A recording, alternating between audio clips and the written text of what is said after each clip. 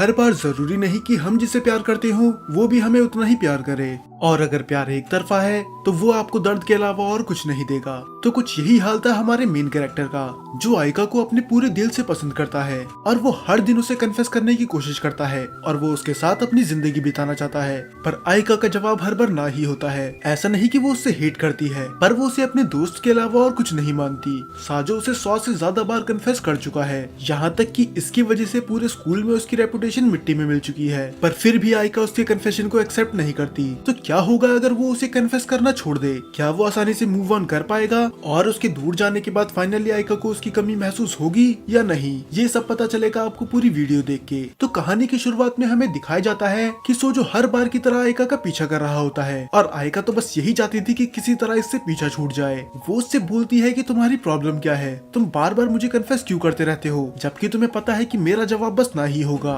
और वो दोनों अपनी क्लास की तरफ जा ही रहे होते हैं, तभी साजो के सामने आती है एक बॉल, और पता नहीं क्यों और कैसे मानो उसकी पूरी दुनिया ही रुक गई हो और मानो उसे समय मिल गया हो बहुत कुछ सोचने का। अब उसके पास बहुत ज्यादा समय था तो वो आराम से सोचता है कि आखिर वो अपनी जिंदगी में कर क्या रहा है। वो आयका से 100 से ज्यादा बार रिजेक्ट हो चुका है, पर तब भी वो उसके पीछे पड़ा हुआ है। यहाँ तक कि स्कूल में तो मुझे स्टॉकर तक बुलाने लगे हैं, पर आयका उसका जवाब तो अभी भी ना ही है। शायद अब ये मुझे भी मान लेना चाहिए कि मैं उसके लायक हूँ ही नहीं। वैसे भी हम में जमीन और आसमान का फर्क है। वो कितनी समझदार और होशियार है और मैं तो एक बेवकूफ हूँ। अब उसके इतना सोचने के बाद दुनिया फिर से पहले जैसे हो जाती है। तो जैसे ही समय फिर से स्टार्ट होता है, बॉल उसके बगल में से जाती है और आयका को उसकी चिंता होती है, क्या तुम्हें कहीं लगी तो नहीं। पर जब उसे पता चलता है कि वो बिल्कुल सही सलामत है, तो वो फिर से अपने पुराने वाले मूड में आ जाती है और वो बोलती है कि गॉड तुम्हें पनिश कर रहे हैं और अगर तुमने मेरा पीछा नहीं छोड़ा तो शायद वो तुम्हें फिर से पनिश करेंगे। और इसके बाद वो चीज होने वाली थी जो आयका के साथ साथ खुद साजो ने भी नहीं सोची थी। अब वो आयका का पीछा करना बंद करने वाला था।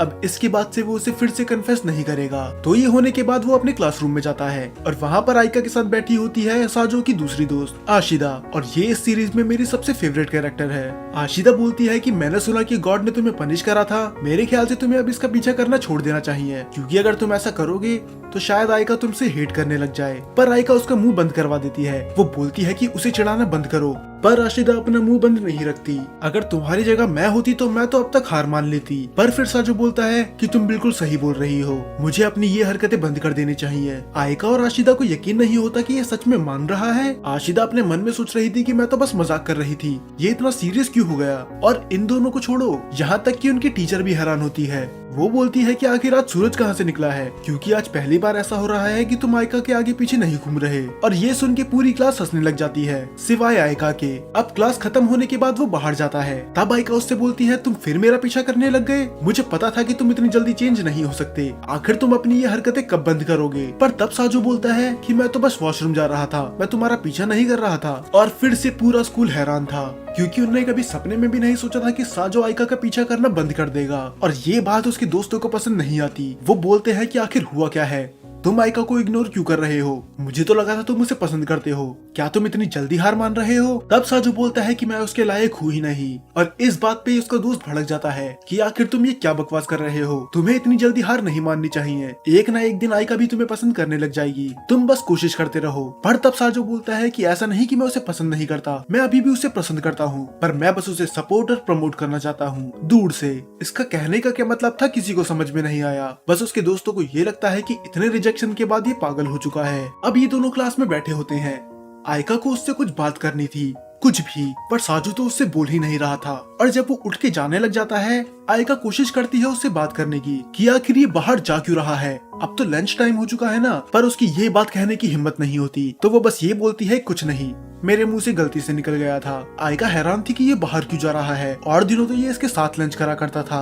और जब ये अकेले बैठ के लंच कर रहा होता है, एक क्यूट सी लड़की इसके पास आती है। वो बोलती है कि मेरा नाम है आइजावा। तब साजो बोलता है वो सब तो ठीक है, पर तुम इधर क्यों आई हो, क्या तुम मुझे जानती हो। तब वो थोड़ा हंसी मजाक में बोलती है कि तुम्हें तो पूरा स्कूल ही जानता है, तुम वही हो ना जो आयका के आगे पीछे लगे रहते थे। तब साजो बोलता है हाँ हाँ ठीक है, पर ये तो बताओ तुम्हें क्या काम है। वो बोलती है कि मैं तुम्हारे आगे वाली क्लास में ही पढ़ती हूँ, मेरा नाम है आइजावा रेने, मैं तो बस तुम्हें हाय कहने आई थी, चलो वैसे भी रिसेस अब खत्म होने वाला है। तो हम बाद में मिलते हैं। अब सीन शिफ्ट होता है अगले दिन, जहाँ पर साजो का दोस्त उसे मारने लग जाता है। वो बोलता है कि आखिर तुम्हारी हिम्मत कैसे हुई आयका पे चीट करने की। वो बोलता है कि आखिर तुम्हारा मतलब क्या है, और वैसे भी मैं उस पे चीट कैसे करूंगा, हम डेट थोड़ी ना कर रहे हैं। तब उसका दोस्त बोलता है कि इससे फर्क नहीं पड़ता, तुम आयका को पसंद करते हो, तुम्हारी हिम्मत भी कैसे हुई दूसरी लड़की के बारे में सोचने की। साजो कंफ्यूज होता है कि आखिर ये क्या बके जा रहा है। तब उसका दोस्त बोलता है एक्सप्लेन करो कि ये लड़की कौन है। तब हमें पता चलता है कि वो लड़की होती है आइजावा, जो उसे कल मिली थी। तब वो बोलता है कि ये लड़की, ये तो कल मुझसे मिलने आई थी, हम कल रिसेस में मिले थे। तब उसका दोस्त उसका कॉलर फिर से पकड़ लेता है कि फिर झूठ, आखिर कोई क्यूट लड़की तुमसे मिलने क्यों आएगी, जरूर तुम ही इसके पीछे पड़े होगे। मुझे यकीन नहीं हो रहा कि तुम आयका को धोखा दे रहे हो। और आयका का नाम लेते ही है आयका पीछे आ जाती है। वो साजो को देखती है उस लड़की के साथ, पर वो कुछ ज्यादा नहीं बोलती, बस वो मुंह बना के वहाँ से चली जाती है। और आशिदा भी उसकी टांग खींचने लग जाती है कि मुझे नहीं पता था कि तुम लड़कियों के बीच में इतने पॉपुलर हो, क्योंकि आखिर कोई क्यूट लड़की तुमसे क्यों मिलने आएगी। अब इसके बाद आयका भी उसे इग्नोर करने लग जाती है। वो सोचती है कि अगर ये मुझसे बात नहीं कर रहा तो मैं इससे बात क्यों ही करूँ। और उसके थोड़ी देर बाद साजो के पास आती है आशिदा, और तब वो उसे ताने देने लग जाती है कि मुझे लगा नहीं था कि तुम जैसा लड़का भी आयका को धोखा दे देगा।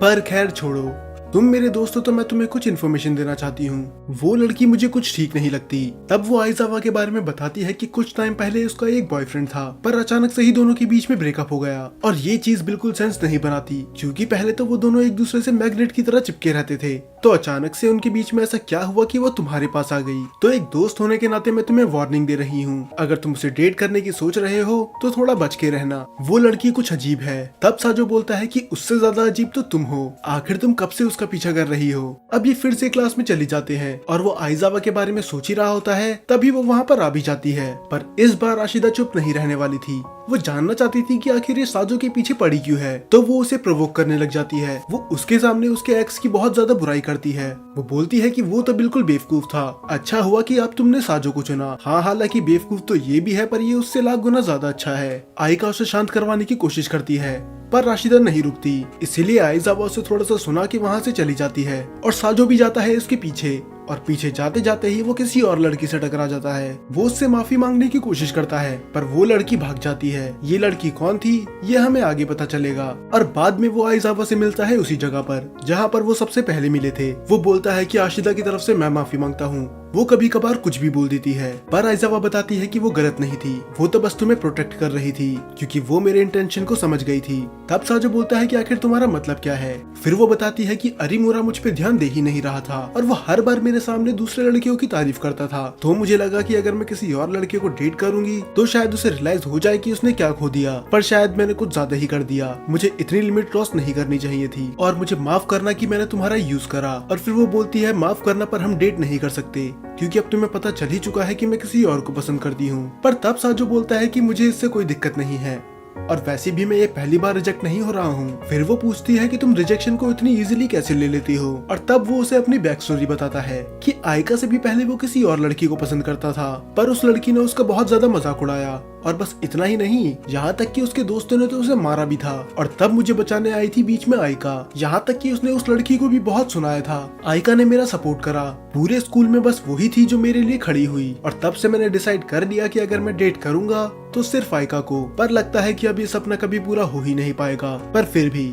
मैं उसे दूर से ही सही उसको सपोर्ट जरूर करूंगा। और ये सुन के वो थोड़ा मोटिवेट हो जाती है कि अगर ये आयका के लिए इतना कुछ कर सकता है तो मैं अरीमुरा के लिए क्यों नहीं कर सकती। और वो उसे थैंक्स बोल के वहाँ से चली जाती है। और फिर हमें बाद में दिखाया जाता है कि वो दोनों साथ में है। और तब आसिदा बाद में बोलती है कि बेचारा इससे भी रिजेक्ट हो गया। पर आयका तो उसकी बात पे ध्यान दे ही नहीं रही थी, वो तो अपनी ही दुनिया में खोई हुई थी, मानो वो कुछ सोच रही हो। दरअसल वो अभी साजो के बारे में ही सोच रही थी। तो उससे रहा नहीं जाता तो वो उसके घर चली जाती है। हालांकि ये दोस्त तो बचपन से ही थे, पर ऐसा पहली बार था कि वो उसके घर पे आई है। और साजो भी हैरान था कि आखिर तुम्हें मेरा एड्रेस दिया किसने, और अगर तुम यहाँ आई हो तो कोई बड़ी बात ही होगी। तब वो बताती है कि कुछ दिनों से तुम बहुत अजीब बिहेव कर रहे हो, तुम हर बार मेरा पीछा करा करते थे, मुझे परेशान किया करते थे, पर कई दिनों से तुम काफी ज्यादा शांत हो।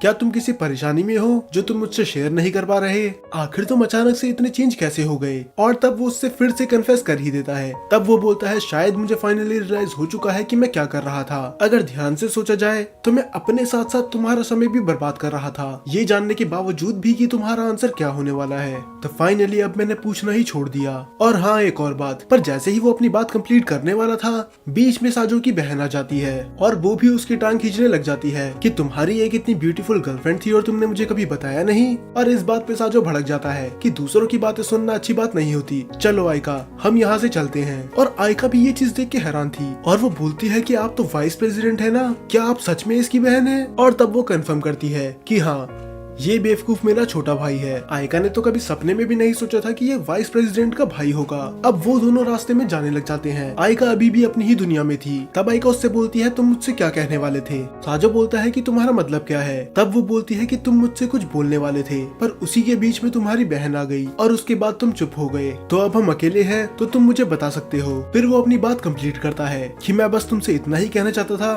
कि आज के बाद से मैं तुम्हें परेशान नहीं करूंगा। अब हम एक क्लासमेट के अलावा कुछ नहीं है। और ये सुन के आइका को बहुत ज्यादा बुरा लगता है। हाँ माना वो उसे उस नजरिए से पसंद नहीं करती थी, पर फिर भी वो उसे अपना दोस्त मानती थी। पर दूसरी तरफ साजो, क्या बस वो उसे एक क्लासमेट ही समझता है? और आगे वो ये भी बोलता है कि अगर तुम्हारी कोई दोस्त है जो मेरे लायक है तो तुम उससे मुझे मिलवा सकती हो। और ये सुनने के बाद आइका उस पे हाथ उठाने ही वाली थी, पर वो उसे बेवकूफ बोल के वहाँ से भाग जाती है। और बेचारे साजो को तो समझ में नहीं आता कि हुआ तो हुआ क्या। अब तो ऐसा लगता है कि गॉड भी यही चाहते हैं कि ये दोनों अलग रहें, क्योंकि अब इन दोनों की सीट चेंज हो चुकी थी। अगर आपको नहीं पता तो जापान में हम अपनी मर्जी से भी कहीं नहीं बैठ सकते। ये सीट हर हफ्ते या फिर महीने में एक बार चेंज होती है। और इस बार साजो उससे बहुत दूर बैठा हुआ था। आशिदा उसे चिढ़ाती है कि देखो अब तुम उससे कितना दूर हो चुके हो। उसे एक और बहाना मिल गया उससे दूर रहने का। पर तब आशिदा बोलती है, पर उसका क्या, वो तो बेचारी अकेली पड़ गई, क्योंकि मेरे और तुम्हारे अलावा तो उसका कोई दोस्त भी नहीं था। तब साजो को अपनी गलती रियलाइज होती है कि उसका कोई भी दोस्त नहीं है, इसकी बस एक ही वजह है, वो खुद। क्योंकि वो आइका के पीछे 24 घंटे लगा रहता था, तो दूसरे लोग तो उसके पास आने की सोचते भी नहीं थे, क्योंकि उन्हें लगता था कि शायद मैं थोड़ा अजीब हूँ। और यही रीजन है कि वो दोस्त बना ही नहीं पाई। पर अब ऐसा नहीं होगा, अगर मैं उससे दूर रहा तो फाइनली अब वो दोस्त बना पाएगी। तो वो क्लास के बाहर जा ही रहा होता है, तभी उसे मिलती है रिन, जो इस पूरे स्कूल में सबसे पॉपुलर स्टूडेंट है, क्योंकि ये है यहाँ की काउंसिल प्रेसिडेंट। रिन बोलती है कि मुझे पता चल गया कि किस तरह तुमने मेरी दोस्त को कल परेशान करा। तब साजो को याद आता है कि ये जरूर उस लड़की की बात कर रही होगी जिससे ये कल टकराया था। और बिना कुछ बोले साजो उससे माफी मांग लेता है। पर रिन बोलती है, मैं तो बस मजाक कर रही थी, इसमें तुम्हें माफी मांगने की जरूरत नहीं है, मैं जानती हूँ कि वो एक एक्सीडेंट था। और फिर वो उसे बताती है कि दरअसल वो तुमसे माफी मांगना चाहती थी, पर वो यहाँ पर इसलिए नहीं आ पाई क्योंकि उसे लड़कों से डर लगता है। तब रिन उसे सारी बात बताती है कि उस लड़की का नाम है यूयू। वो बहुत ज्यादा समझदार और अच्छी लड़की है और वो भी काउंसिल मेंबर है, पर बस उसके लिए एक प्रॉब्लम है, उसमें बिल्कुल भी कॉन्फिडेंस नहीं है। और ये एक काउंसिल मेंबर के लिए बिल्कुल भी अच्छी बात नहीं है। हाँ, मैंने उसे बहुत बार समझाने की कोशिश करी है, पर मुझे नहीं लगता कि मेरी बातों का उन पे कुछ असर हो रहा है। बाकी काउंसिल मेंबर भी ऐसे ही हैं। हमारा काम है बाकी स्टूडेंट को मोटिवेट करना, पर हम ऐसा कैसे कर पाएंगे जब हमारे खुद के मेंबर ऐसे हैं। तब साजो बोलता है कि तुम्हें उन्हें एनकरेज करने की जरूरत है ही नहीं, तुम बस उन्हें इतना दिखाओ कि तुम उनके साथ हो, चाहे कुछ भी हो जाए, यही उनके लिए काफी होगा। तब रिन बोलती है कि मैं कोशिश करूंगी। जूही तुमसे माफी मांगना तो चाहती है, पर वो डरी हुई है, तो क्या तुम मुझे अपना नाम बता सकते हो ताकि मैं तुमसे बाद में भी मिल सकूं? और वो अपना गलत नाम बता देता है। वो बोलता है, मेरा नाम है यामाजाकी। ये नाम उसके दोस्त का था, क्योंकि वो किसी मुसीबत में नहीं पड़ना चाहता था। अब फिर सीन शिफ्ट होता है अगले दिन की तरफ, जहाँ पर रास्ते में ही साजो को आइका मिल जाती है। दोनों में से कोई भी एक दूसरे से बात नहीं करता। हालांकि आइका के मन में कुछ तो ऐसा था जो वो बोलना चाहती थी। और अगले दिन जैसे ही ये स्कूल में कदम रखता है, आशिरा उसकी तरफ भागते हुए आती है। वो उससे बोलती है कि आखिरकार तुमने क्या कर दिया, तुम्हें तो काउंसिल प्रेसिडेंट ढूंढ रही है। और फिर हमें दिखाया जाता है कि रिन के साथ यूयू भी थी। तब रिन बोलती है कि कल तुमने मुझसे झूठ क्यों बोला, तुम मुझे अपना असली नाम भी बता सकते थे। तब वो बोलता है कि उस समय मैं डर गया था, मैं नहीं चाहता था कि काउंसिल प्रेसिडेंट को मेरा नाम पता चले, क्योंकि अगर मैं आपकी नजरों में हाईलाइट हुआ तो मुझे दिक्कत हो जाएगी। तब रिन बोलती है कि ये हम लंच में डिस्कस करेंगे, तो ठीक लंच होते ही तुम वहाँ पर पहुँच जाना, मैं इसके अलावा कुछ नहीं सुनूंगी। और इस बार तो आशिदा भी उससे नाराज थी। वो उसका गला पकड़ती है और बोलती है, आखिर तुम रिन सेनपाई को कैसे जानते हो? दरअसल आशिदा रिन को पसंद करती है, पर साजो बोलता है कि ये बहुत लंबी स्टोरी है, मैं बाद में एक्सप्लेन करूंगा। अब लंच होने के बाद वो उनके ऑफिस में जाता है और यूयू उससे माफी मांग लेती है। और तब वो बताती है कि उस दिन वो वहाँ से इसलिए भाग गई थी क्योंकि उसे लड़कों से डर लगता है। हालांकि वो उसे ओवरकम करने की कोशिश कर रही है और इसकी शुरुआत में कर रही हूँ तुमसे माफी मांग के। पर उसकी माफी से मानो साजो खुश नहीं था, पर वो कुछ बोलता नहीं। नहीं और वहाँ से चली जाता है। और जैसे ही वो क्लास में जाने वाला होता है, आशिदा उसे बुलाती है। वो उसे दिखाती है कि अब आयका के कितने सारे दोस्त बन चुके हैं। दरअसल वो सब उसकी छोटी बहन आयरी की फोटो देख रहे थे, जो बस अभी 5 साल की है। और ये देख के साजो खुश होता है कि उसके दूर रहने के बाद अब वो कितने दोस्त बना पा रही है। तो बीच में जाके वो उन्हें डिस्टर्ब नहीं करता, तो वो चली जाता है अपनी बहन कायदे के पास, जिसे कुछ मदद चाहिए थी समर फेस्टिवल की तैयारी के लिए। अब साजो सोचता है कि उसके पास और तो कोई काम है ही नहीं, तो वो खाली बैठा है तो वो उसकी मदद ही कर देगा। और दूसरी तरफ यूयू वो अभी भी थोड़ा उदास थी। वो रिन से बोलती है कि मुझे नहीं लगता कि वो खुश था,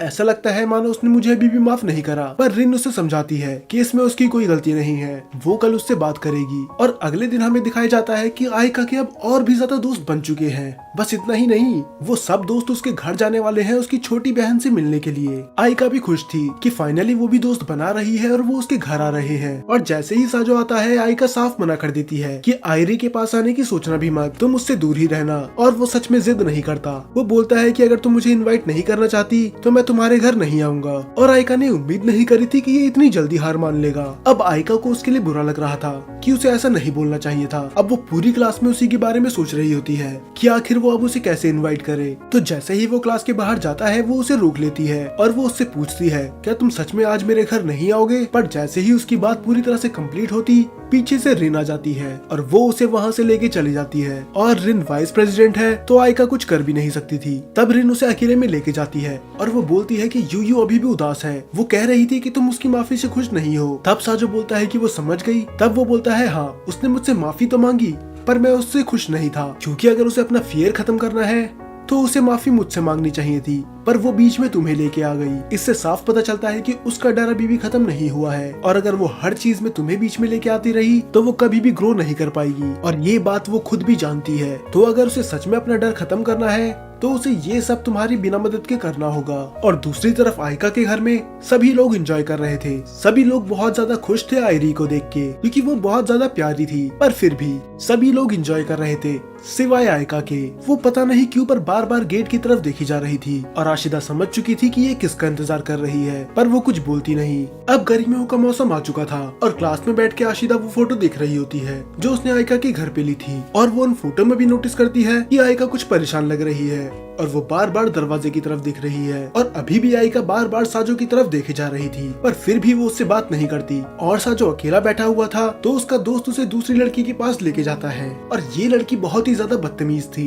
ये तो स्टार्टिंग में ही उससे बहुत अजीब अजीब सी बातें करने लग जाती है और ये आयका को पसंद नहीं आता। तो वो बीच में आती है और उसे खींच के लेके जाती है म्यूजिक रूम की तरफ। वो बहुत ज्यादा गुस्से में थी। वो बोलती है कि आखिर तुम उस लड़की के साथ कर क्या रहे हो? तुम्हें पता है ना कि वो कैसी लड़की है? पर साजो को समझ में नहीं आता इससे ये क्यों नाराज है। वो उससे पूछता भी है, पर वो बिना कुछ बोले वहाँ से चली जाती है। अब वो बेचारा क्लास में पूरे दिन बस यही सोच रहा था कि आखिर उसका मतलब क्या था। वो उससे नाराज थी क्यों? क्या वो जेलस है? पर इसके होने की चांसेस बहुत ज्यादा कम है। आशिदा बोलती है कि अब इतना भी मत सोचो कि तुम बीमार हो जाओ। पर तभी वहाँ पर एक और काउंसिल मेंबर आता है और वो साजो को वहाँ से लेके चली जाता है। आयका को समझ में नहीं आता कि आखिर इसकी जिंदगी में चल क्या रहा है। बार बार कोई ना कोई आके इसे उठा के लेके क्यों चले जाता है। फिर हमें दिखाया जाता है कि वो काउंसिल मेंबर उससे पर्सनल क्वेश्चन पूछने लग जाता है कि आखिर उसने उस लड़की का पीछा क्यों छोड़ा और आखिरकार वो अब इतना चुपचाप क्यों रहता है। पहले तो वो बताने से मना कर देता है कि वो उसे अपनी पर्सनल लाइफ क्यों बताए, पर फिर वो काउंसिल मेंबर बताता है कि ये तुम्हारी बहन के बारे में है। दरअसल वो उदास रहने लगी है क्योंकि उसे लगता है उसकी वजह से तुमने आयका का पीछा छोड़ दिया। तब साजो बोलता है कि उसे ऐसा क्यों लगता है। फिर वो बताता है क्योंकि वो हर बार तुम्हारा मजाक उड़ाती रहती है और वो तुम्हें इतना काम देती रहती है मानो तुम उसकी नौकर हो। तो उसे लगता है कि उसकी वजह से तुम्हारा कॉन्फिडेंस गिर गया और तुमने उस लड़की पे गिव अप कर दिया। इसी वजह से वो उदास है। हमने उसे चीयर अप करने की बहुत कोशिश करी पर कुछ भी काम में नहीं आया, तो तुम्हें उससे बात करनी चाहिए। साजो को यकीन नहीं होता क्या कायदे सच में उसके बारे में इतना सोचती है। उसे तो लगा था उसकी बड़ी बहन को उसे परेशान करने के अलावा कुछ नहीं आता। तो वो उसकी बात मान के उससे मिलने जाता है और इन दोनों का पीछा कर रहे होते हैं आशिदा और आयका। वो जानना चाहते थे कि आखिर ये जा किधर रहे हैं। तो साजो टॉप रूफ में चली जाता है और वो वहाँ पर देखता है कायदे को, जो उसे देख के हैरान थी। वो बोलती है कि आखिर तुम यहाँ क्या कर रहे हो, तुम्हें यहाँ पर नहीं होना चाहिए था। तब साजो बताता है कि रेंजी ने मुझे सब कुछ बता दिया है कि किस तरह तुम मेरे वजह से उदास हो। तब कायदे उसे पूरी सच्चाई बता देती है। वो बोलती है कि हाँ मैं उदास हूँ क्योंकि मुझे यकीन नहीं हो रहा कि तुम इतनी जल्दी मूव ऑन कैसे कर गए। तुम आयका को बहुत ज्यादा पसंद करते थे, तुम 24 घंटे उसी के बारे में बातें किया करते थे, पर अचानक से ही मानो ऐसा हुआ कि वो तुम्हारी लाइफ में मैटर करती ही नहीं। और मुझे लगता है कि इसकी वजह मैं हूँ। शायद मैं हर बार तुम्हें इतने ताने देते रहती हूँ और तुम्हारे लुक्स का मजाक उड़ाते के रहती हूँ तो शायद तुम्हें ऐसा लगा होगा कि तुम उसके लायक नहीं हो। और अगर सच बताऊं, मैं भी ऐसी सिचुएशन से गुजर चुकी हूँ। बहुत बार होता है कि हम जिसे पसंद करते हैं वो हमें नहीं मिलता, और चाहे हम पूरी दुनिया को ये दिखा दे कि हमें इससे फर्क नहीं पड़ता, पर हम अंदर से पूरी तरह से टूट चुके होते हैं। मैं जानती हूँ कि गिव अप करना इतना आसान नहीं होता, और मैं ये नहीं चाहती कि तुम भी उसी फेज से गुजरो जिससे एक बार मैं गुजर चुकी हूँ। तो आज के बाद से मैं तुम्हारा मजाक कभी नहीं बनाऊंगी या फिर तुमसे नौकरों की तरह काम करवाऊंगी। मैं बस ये चाहती हूँ कि तुम खुश रहो। पर तब साजो बोलता है कि अब तुम अपनी बकवास बंद कर सकती हो। क्या तुम्हें लगता है कि इससे मुझे अच्छा महसूस होगा? और वैसे भी जितनी बार भी तुमने मेरा मजाक उड़ाया, मैंने कभी भी उस बात का बुरा नहीं माना, क्योंकि मुझे पता है कि अंदर से तुम मेरी परवाह करती हो। तो तुम्हें मेरे लिए बदलने की जरूरत नहीं है। और जहाँ तक रही बात मेरी, मुझे तो तब ज्यादा अजीब लगेगा अगर तुम मुझसे अच्छे से बात करने लग गई। और ये सब आयका अंदर से सुन रही थी। उसने पूरी बात नहीं सुनी थी, तो उसे लगता है कि वो अपनी बहन को सुना रहा है। और वो दरवाजा खोल के आती है और सीधा उसका कॉलर पकड़ लेती है और बोलती है कि तुम्हें अभी उससे माफी मांगनी होगी। आखिर तुम अपनी बड़ी बहन से ऐसी कैसे बात कर सकते हो? पर तब साजो उसे समझाने की कोशिश करता है कि ऐसा नहीं है, मैं उसे सुना नहीं रहा था, हम तो बस बात कर रहे थे। पर वैसे भी तुम दोनों यहाँ पर क्या कर रहे हो? तब आयका को रियलाइज होता है कि सच में वो यहाँ पर क्या कर रही है। क्या अब वो साजो का पीछा करने लगी है जैसे वो उसका करा करता था? और जैसे ही उसे ये रियलाइज होता है, वो वहाँ से फिर से भाग जाती है। तब साजो बोलता है कि पता नहीं इसे क्या हो गया है, ये मेरे पास आती है और बिना कुछ बोले ही भाग जाती है। आयका को साजो तो नहीं समझ पाता, पर कायदे समझ जाती है, पर वो ये चीज उसे नहीं बताती और वो उसे बेवकूफ बोल के वहाँ से चली जाती है।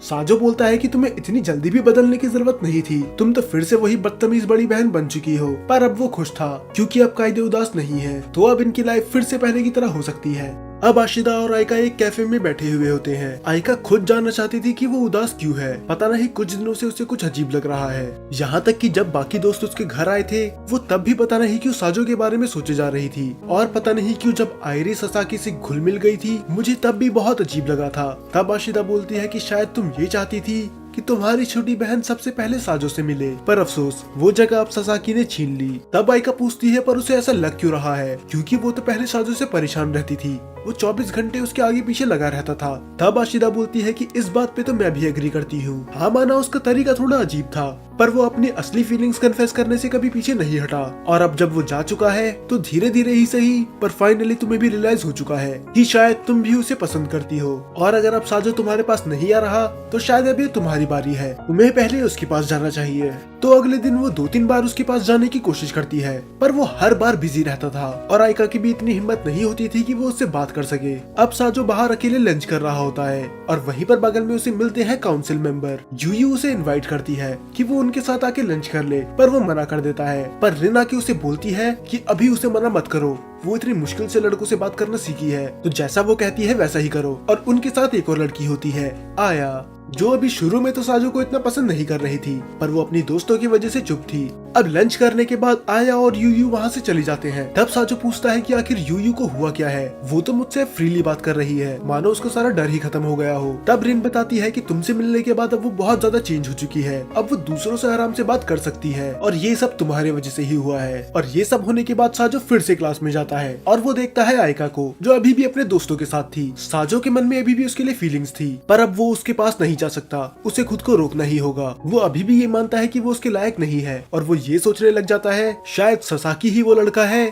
जो आयका के लिए सही है, क्योंकि वो स्पोर्ट्स में अच्छा है और स्टडी में भी। हालांकि साजो जेलस तो था, पर वो कुछ करता नहीं क्योंकि आयका की स्माइल उसके लिए ज्यादा जरूरी है। तो वो उसको और ससाकी को पूरी तरह से इग्नोर कर रहा था। वो जब भी उसके सामने आते वो अपना रास्ता बदल लेता और स्कूल के बाद जब वो ससाकी के साथ जा रही होती है तो वो सोचता है कि वो थोड़ी देर में निकलेगा ताकि वो उनसे रास्ते में ना टकरा जाए। पर वो हैरान था ये देख के कि आयका वापस आ चुकी है। दरअसल वो अपना कुछ सामान भूल गई थी, पर यही असली वजह नहीं थी। दरअसल आयका चाहती थी ताकि वो उससे अकेले में बात कर सके और वो उससे सीधे पूछ लेती है कि तुम लंच ब्रेक में आखिर जाते कहाँ हो? मेरा मतलब पहले तो तुम हमारे साथ लंच किया करते थे, पर कई दिन हो चुके हैं कि तुम लंच ब्रेक में गायब हो जाते हो, सब ठीक तो है ना? तब साजो बताता है कि वो आजकल बाहर लंच करता है। तब आयका बोलती है कि तुम अकेले लंच क्यों कर रहे हो, अगर तुम चाहते हो तो हमारे साथ बैठ सकते हो पहले की तरह। तब वो बोलता है कि मैं अकेले नहीं था, मेरे साथ रिन सेनपाई और बाकी काउंसिल मेंबर भी थे। अब ये सुनने के बाद आयका के पास और कुछ शब्द नहीं रहते, तो उसके बाद वो दोनों वहाँ से चले जाते हैं। अब अगले दिन बहुत तेज की बारिश हो रही थी और उसी समय सामने से ट्रक आ जाता है, तो उसे बचाने के लिए साजो बीच में कूद जाता है ताकि आयका ना भीग जाए।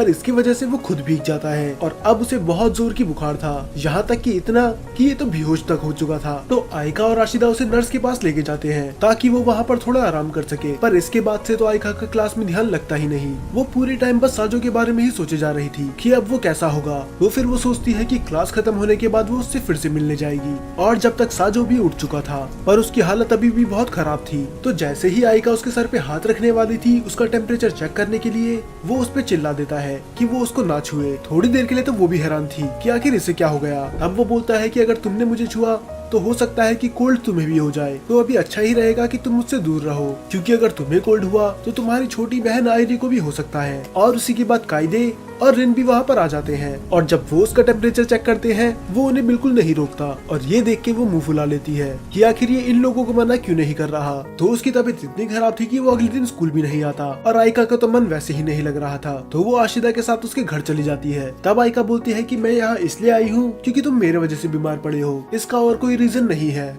साजो को यकीन नहीं होता कि आयका इसके लिए इतना कुछ कर रही है, क्योंकि इससे पहले वो कभी भी उसके घर नहीं आती, पर अब वो 2 बार आ चुकी है जब से उसने उसका पीछा करना बंद करा है। और फिर हमें अगले दिन दिखाया जाता है कि आयका को एक लड़की अप्रोच करती है, मारिका, जो कि एक फॉरेनर थी। दरअसल वो आयका से बोलती है कि वो उसका सपोर्ट करे क्योंकि उसको बनना है नेक्स्ट काउंसिल मेंबर। और मारिका जानती थी कि अगर उसके रास्ते में कोई रुकावट बन सकता है तो वो है आयका। तो मारिका चाहती थी कि आयका उसकी टीम में आ जाए, क्योंकि वो अगर उसे प्रमोट करेगी तो लोग उसे ही वोट देंगे, क्योंकि अगर आयका लोगों से वोट देने के लिए कहेगी तो वो मारिका को वोट दे देंगे। पर साजो उसके सख्त खिलाफ था। वो बोलता है कि अगर ऐसा होगा तो सब लोग यही बोलेंगे कि आयका खुद खड़ी क्यों नहीं हो रही, क्योंकि अगर तुम उसे अपनी टीम में लोगी तो तुम्हारी पूरी टीम की स्पॉटलाइट अकेले आयका ही ले जाएगी, क्योंकि वो तुमसे ज्यादा क्यूट है। और ये सुन के मारिका वहाँ से चली जाती है और आयका ब्लश करने लग जाती है। पर साजो हैरान था कि आखिर ये ब्लश क्यों कर रही है, क्योंकि ये तो आयका को क्यूट हजारों बार बोल चुका है। तब आशिदा समझाती है कि तब बात अलग थी, तब तुम वो वर्ड 24 घंटे बोला करते थे, पर ऐसा लगता है कि शायद अब तुम्हारे वर्ड उसे अफेक्ट कर रहे हैं। और आयका वहाँ से शर्मा के भाग जाती है। अब साजो आशिदा के साथ तो बिल्कुल वैसे ही था जैसे वो पहले रहता था, पर आयका के साथ नहीं। अब तो आशिदा भी थोड़ा परेशान हो जाती है, क्या सच में साजो ने हार तो नहीं मान ली। तो साजो वहाँ से कैफेटेरिया की तरफ चली जाता है और वहाँ पर उसे फिर से बुला लेते हैं काउंसिल मेंबर। तभी आया तो फिर से साजो को खाने पे बुला लेती है और ये देखने के बाद आया तो बिल्कुल खुश नहीं थी। रिन को तो पूरी बात पता है, वो भी थोड़ी सी जेलस हो जाती है कि आखिर तुम इस पे कौन सा जादू यूज कर रहे हो, पहले तो ये लड़कों से बात तक नहीं करा करती थी और जरा अब देखो। पर वो समझाता है कि वो कोई जादू वादू यूज नहीं कर रहा, शायद यू मुझ पे ट्रस्ट करती है, बस इतना ही। पर तभी रिन बोलती है खैर छोड़ो, हम चाहते हैं कि तुम भी हमारे साथ काउंसिल मेंबर बन जाओ, क्योंकि हम देख ही सकते हैं कि तुम लोगों को मोटिवेट करने में कितने अच्छे हो और तुम दूसरों को देखते ही उनके बारे में पता लगा लेते हो, तो हमें तुम्हारे जैसे ही काउंसिल मेंबर की जरूरत है। और ये सुन के यू भी एक्साइटेड हो जाती है और वो उसका हाथ पकड़ लेती है। पर ये सब इतनी जल्दी हुआ तो उसे रिएक्ट करने का टाइम मिला ही नहीं, तो वो उसका हाथ झटका देता है और वो बोलता है कि मैं काउंसिल मेंबर नहीं बन सकता, मुझे माफ करना। उसका हाथ झटकाने से यू को तो कोई दिक्कत नहीं थी, पर ये दोनों भड़क जाते हैं कि आखिर तुम्हारी हिम्मत कैसी हुई यू को रिजेक्ट करने की। एक तो वो बेचारी तुमसे इतने प्यार से पूछ रही है और बस इतना ही नहीं आया तो उसे मारती भी है। वो अब लंच खत्म होने के बाद वो वापस अपने क्लासरूम में जा रहा होता है। उसके बाल पूरी तरह से खराब हो चुके थे। वो बोलता है कि अच्छा हुआ मैंने मना कर दिया, क्योंकि अगर मैं भी काउंसिल मेंबर बन जाता तो मुझे 24 घंटे उनके आगे पीछे रहना पड़ता, और अगर ऐसा होता तो आयातो तो मेरी जान ही ले लेती। तो जब वो वहाँ से गुजर रहा होता है सामने उसे दिखती है आयका। वो देखती है कि उसके बाल खराब है तो वो खुद ही सही करने लग जाती है। और स्कूल में तो सब हैरान थे कि आखिर आयका को अब क्या हो गया और वो क्या कर रही है। ये चीज उसे खुद भी बहुत देर बाद रियलाइज होती है, तो वो वहाँ से चली जाती है। उसे खुद समझ में नहीं आ रहा था कि आखिर वो साजो के इतना क्लोज क्यों आ रही है, जबकि वही इस चीज से हर बार परेशान रहती थी क्योंकि वो उसके आगे पीछे रहता है। तो अब गर्मियों की छुट्टियां पड़ने वाली थी, पर स्टूडेंट्स का दुख अभी खत्म नहीं हुआ था, क्योंकि कुछ स्टूडेंट्स चुने जाएंगे जो समर फेस्टिवल के लिए और न्यू स्टूडेंट्स के अराइवल के लिए तैयारी करेंगे। तो उन्हें गर्मियों की छुट्टियों में भी रुकना होगा। अगर ये पुरानी बात होती तो आयका की वजह से साजो भी रुक जाता, पर इस बार वो मना कर देता है और उसकी जगह रुकता है ससाकी। और अब तो आशिदा भी भड़क जाती है। वो बोलती है कि तुम इतने काम कैसे रह सकते हो, तुम्हारे पास इतना अच्छा मौका था आयका के साथ अकेले टाइम स्पेंड करने का, पर अब जरा देखो तुम्हारी जगह उस ससाकी ने ले ली। क्या हो गया अगर वो कुछ ज्यादा ही क्लोज आ गए और आयका तुम्हारे बारे में भूल गई। तब साजो उसे बोलता है कि यही सही है, वैसे भी वो दोनों साथ में अच्छे लगते हैं। आशिदा को तो समझ में आता नहीं कि ये इन दोनों को मिलाए तो मिलाए कैसे, क्योंकि साजो तो पूरी तरह से हार मान ही चुका है। तो अब आशिदा और आयका कैफे में जाते हैं। वो क्लब एक्टिविटी और बाकी चीजों के बारे में बात कर रहे होते हैं। तभी आशिदा बोलती है क्यों ना हम सभी एंजॉय करने के लिए समर फेस्टिवल देखने जाएं, और कैसा रहेगा हम बाकी दोस्तों को भी बुला ले। आयका को भी ये आइडिया पसंद आता है, पर तब वो अलग से बोलती है कैसा रहेगा अगर हम साजो को भी बुला ले। तब आशिदा बोलती है कि बुलाना है तो बुला लो, तुम मुझसे क्यों पूछ रही हो। हालांकि अंदर से वो भी चाहती थी कि साजो आए, और आशिदा ने उसका नाम इसीलिए लिया क्योंकि वो नहीं चाहती थी कि समर में उसका दोस्त अकेले पड़ जाए। सच में सबकी लाइफ में एक आशिदा की तरह दोस्त तो होना ही चाहिए, पर यहाँ पर आशिदा गलत थी। इस बार समर में वो अकेले नहीं रहने वाला था। तो हमें दिखाया जाता है कि साजो इस बार बुक स्टोर पे काम कर रहा होता है। वो सोचता है कि गर्मियों की छुट्टियां पड़ रखी हैं, उसके कोई दोस्त है नहीं, तो इससे अच्छा वो कुछ कमा ही लेगा। और तभी वो बुक स्टोर पे काम करते करते देखता है कि कुछ बड़े लोग एक छोटे बच्चे को परेशान कर रहे हैं, और वो बिना डरे उनके बीच में आ जाता है। और यहाँ तक वो उनसे ये भी बोल देता है अगर तुम्हें मुझसे फाइट करनी है तो मैं तैयार हूँ। और उन बाकी लोगों को पता था कि ये तो मेन कैरेक्टर है, तो वो उससे फाइट नहीं करते और वो वहाँ से चली जाते हैं। तब वो बच्चा बताता है कि उसका नाम है कोता ससाकी। दरअसल वो खो गया था, फिर बाद में कुछ बच्चे उसे परेशान करने लग गए। अब साजो बोलता है कि तुम चिंता मत करो, अगर तुम्हें अपने घर का नंबर याद है तो मैं तुम्हें कॉल करवा सकता हूँ। और थोड़ी देर बाद ही कोता की बड़ी बहन आ जाती है, इसका नाम था ससाकी फूका। साजो उसे पूरी बात बताता है कि आखिर इधर हुआ क्या था, और फूका उसे थैंक्स बोलती है उसके छोटे भाई की मदद करने के लिए। और साजो तो उसकी सुंदरता में खो जाता है, उसे यकीन नहीं होता कि ये कितनी ज्यादा सुंदर है। जरूर ये कोई कॉलेज स्टूडेंट होगी, और बस सुंदर ही नहीं, ये कितनी जेंटल भी है। इसकी वॉइस इतनी सॉफ्ट है, और ये अपने छोटे भाई से कितना प्यार करती है। अब अगले दिन वो फूका के बारे में ही सोच रहा होता है कि क्या वो उस लड़की से फिर से कभी मिल भी पाएगा। वो कितनी ज्यादा सुंदर थी, पर शायद आज इसकी किस्मत अच्छी थी क्योंकि फूका उसकी शॉप में ही आ जाती है। वो बोलती है कि तुम इसी शॉप में काम करते हो, मैं तो उधर अक्सर आया करती हूँ, मैंने तो तुम्हें इससे पहले कभी यहाँ नहीं देखा। उसे यकीन नहीं होता कि फूका यहाँ पर आई है, शायद वो कोई बुक लेने आई होगी। पर जब वो उससे कंफर्म करने के लिए पूछता है तब वो मना कर देती है कि नहीं, मुझे तो पता भी नहीं था कि हमारे पास में एक बुक स्टोर भी है। दरअसल मैं यहाँ पर तुमसे ही मिलने आई थी। कल मैं बहुत ज्यादा नर्वस और परेशान थी, तो मैं तुम्हें ठीक से थैंक यू नहीं कर पाई, इसीलिए मैं आज वापस आई हूँ। और वैसे भी मुझे अच्छा लगेगा तुम्हारे साथ टाइम स्पेंड करने में। तुम एक बुक स्टोर में काम करते हो तो पक्का तुम बहुत समझदार होगे। पर तब साजो बोलता है कि नहीं, मैं भी लकी हूँ, क्योंकि ऐसा पहली बार हो रहा है कि मैं भी किसी मैच्योर लड़की के साथ टाइम स्पेंड कर रहा हूँ। पर तब वो ब्लश करते हुए बोलती है कि आज से पहले किसी ने मुझे मैच्योर नहीं कहा। सब तो मुझे बोलते हैं कि मुझ में बहुत ज्यादा बचपना है, यहाँ तक कि कई बार तो वो मुझे बाहर भी नहीं जाने देते। और ये ऐसा क्यों बोल रही है ये हमें बाद में पता चलेगा। तब वो उससे पूछता है क्या तुम कैंपस जा रही हो, पर वो मना करती है कि मेरा स्कूल दरअसल कैंपस नहीं है, वो तो उतना बड़ा है भी नहीं, वहाँ पर बस लड़कियां ही लड़कियां हैं। और तुम्हारा क्या, तुम कौन से स्कूल से हो। तब वो बताता है कि मैं हूँ कोएत्सु हाई स्कूल से। और ये सुन के वो हैरान हो जाती है कि वो तो इस सिटी का सबसे बड़ा स्कूल है। मैंने सुना है कि उसकी ड्रेस भी बहुत ज्यादा क्यूट है। तब ससाकी बोलती है अगर तुम उस स्कूल में पढ़ते हो तो तुम तो सच में बहुत ज्यादा समझदार होगे। और साजो को उसके साथ टाइम स्पेंड करने में बहुत ज्यादा मजा आ रहा था, क्योंकि ये कितनी ज्यादा मैच्योर है, और एक कॉलेज स्टूडेंट होने के बाद भी वो कितनी पोलाइटली उससे बात कर रही है, वरना असली में तो कॉलेज स्टूडेंट रूड होते हैं, ऐसा उसे लगता था। अब वो भी ब्लश करते हुए बोलती है कि मेरी इतनी भी तारीफ मत करो। पर वो एक चीज से कंफ्यूज था, पर वो अपने आप को समझाने की कोशिश करता है उसे ये सब बातें नहीं सोचनी चाहिए। वो कभी भी ऐसी लड़की को इम्प्रेस नहीं कर पाएगा, ये उसकी लीग की बाहर है। अब वो अपने भाई के बारे में थोड़ा बात करती है कि किस तरह कोता तुम्हारे बारे में बात करे जा रहा था, कि कैसे तुम एक हीरो की तरह आए और उसकी जान बचा ली। अब वो तुम्हें एक आइडल की तरह मानता है। अब शॉप का ऑनर भी आ चुका था, तो फूका बोलती है अब मुझे जाना चाहिए, और ये लो तुम्हारे लिए एक छोटा सा गिफ्ट मेरे भाई की मदद करने के लिए। और जाने से पहले वो ब्रश करते हुए बोलती है अगर तुम बुरा ना मानो तो क्या हम कल फिर से मिल सकते हैं। पर साजो बुरा क्यों ही मानेगा, वो तो खुद ही पूछने वाला था। तो उसके जाने के बाद वो उसका गिफ्ट खोल के देखता है कि आखिर उसने इसे क्या दिया होगा। उसे ये तो पता था कि इसके अंदर शायद एक रुमाल है, पर जब वो उस रुमाल को देखता है उसके अंदर बहुत सारी डॉल्फिन बनी होती है, और वो थोड़ा डिसअपॉइंट हो जाता है। क्या ये मुझे एक बच्चे की तरह देखती है, मैंने तो इतनी उम्मीदें लगा रखी थी, पर ये तो मुझे बच्चा समझ रही है। अब फूका हर दिन बुक शॉप में आया करती थी सिर्फ साजो से मिलने के लिए,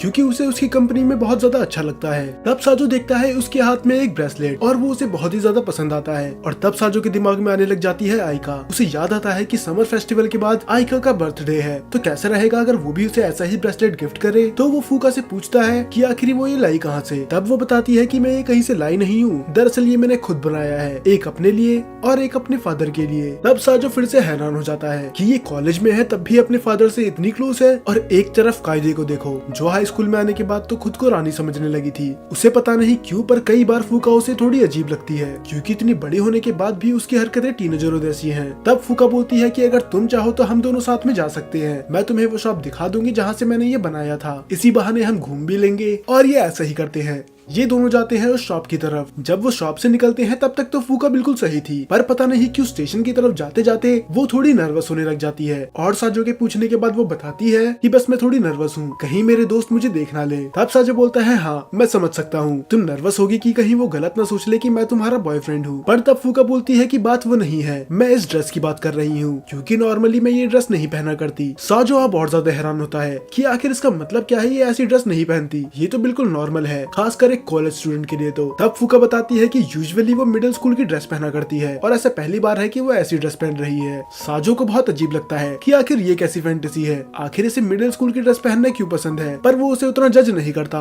और न ही उससे पूछता है कि वो ऐसा क्यों करती है। तो ये लोग चले जाते हैं उस शॉप की तरफ जो पास थी एक बीच के, और दूसरी तरफ उसी बीच में आ रहे होते हैं आइका, आयरी और आशिदा। आशिदा को तो अभी भी साजो की परवाह होती है, उसको लग रहा होता है कि मेरा बेचारा दोस्त घर पे अकेला पड़ा होगा, तो क्यों ना हम उसे भी लेके चले। और ये ऐसा इसलिए भी कर रही थी ताकि आइका और साजो साथ में टाइम स्पेंड कर सके, पर साजो तो घर पे होता ही नहीं, तो फिर ये तीनों अकेले ही चले जाते हैं। और दूसरी तरफ साजो, वो तो फूका की ब्यूटी में खो गया था। वो अपने मन में सोचता है कि ये कितनी इनोसेंट और प्योर है, यकीन नहीं होता कि आज तक इसने किसी को डेट नहीं किया। पर साजो उसे अपना प्यार कन्फेस नहीं कर सकता था, फिलहाल अभी तो नहीं, क्योंकि अभी वो नहीं चाहता था कि इन दोनों की दोस्ती बिगड़ जाए। अब ये दोनों उस शॉप में चली जाते हैं जो पूरी ज्वेलरी से भरी हुई थी।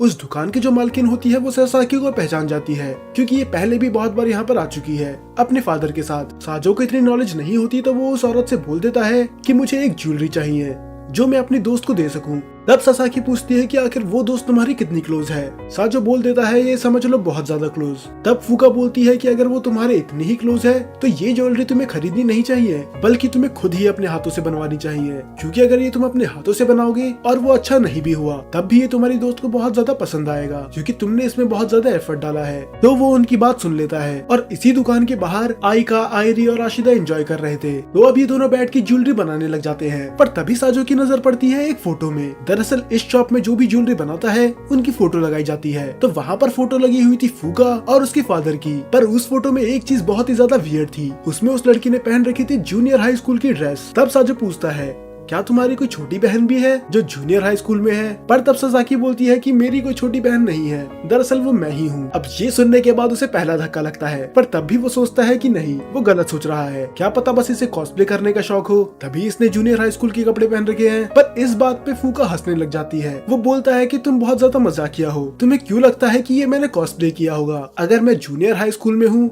तो मैं उसी की तो ड्रेस पहनूंगी। और ये सुनने के बाद उसे बहुत बड़ा धक्का लगता है, उसकी पूरी दुनिया ही हिल जाती है। तो फूका कोई कॉलेज स्टूडेंट नहीं थी, दरअसल वो तो जूनियर हाई स्कूल में पढ़ती है, यहाँ तक कि उम्र में वो उससे छोटी है। अब उसे धीरे धीरे सब कुछ समझ में आ रहा था कि ये क्यों टीनेजरों की तरह हरकत करती थी और क्यों अभी भी ये अपने पेरेंट्स से इतना ज्यादा क्लोज है। और इसकी वो ड्रेस वाली बात, मतलब इतने टाइम से ये गलत सोच रहा था, वो बस दिखने में मैच्योर लगती है पर वो एज में उससे भी छोटी है। अब तो बेचारे के सारे सपने ही टूट चुके थे। मुश्किल से एक ही ऐसी लड़की मिली थी जिसने उसे इतना भाव दिया था, वो उसे पसंद करती थी, ये उसे पसंद करता था। पर साजो को डीडी की तरह एलिगेशन नहीं लगवाने थे, तो वो अपने आप से ही बोलता है कि मुझे ये ख्याल अपने मन से निकालने होंगे, पर कम से कम ये अभी भी अच्छे दोस्त हैं। और दूसरी तरफ हमें दिखाया जाता है आइका, आयरी और आशिदा तीनों ही बीच में एंजॉय कर रहे थे। और तभी आशिदा की नजर पड़ती है एक ज्वेलरी शॉप पे। ये वही शॉप है जिसमें साजो और फूका है। तो ये तीनों डिसाइड करते हैं कि उस शॉप में हम चलते हैं। और जैसे ही ये जाते हैं इन्हें वहाँ कोई नहीं दिखता, क्योंकि अब तक वो दोनों निकल चुके हैं। पर इनमें से किसी को नहीं पता कि साजो यहाँ पर था, सिवाय आयरी के, क्योंकि वो साजो की फोटो देख लेती है जो दीवार पे लगी थी। पर वो साजो को जानती ही नहीं थी, तो वो कुछ बोलती नहीं। और जब ये तीनों शॉप में बाहर जाके आइसक्रीम खाने लग जाते हैं, तब आइका को भी दिखती है साजो की एक झलक एक लड़की के साथ। वो ये चीज आशिदा को भी बताती है, पर आशिदा उसका मजाक बना देती है कि क्या पता वो किसी के साथ यहाँ पर डेट पे आया हो, पर तुम और मैं दोनों जानते हैं कि ऐसा कुछ नहीं होगा। वो तो बेचारा शॉप में शायद काम कर रहा होगा।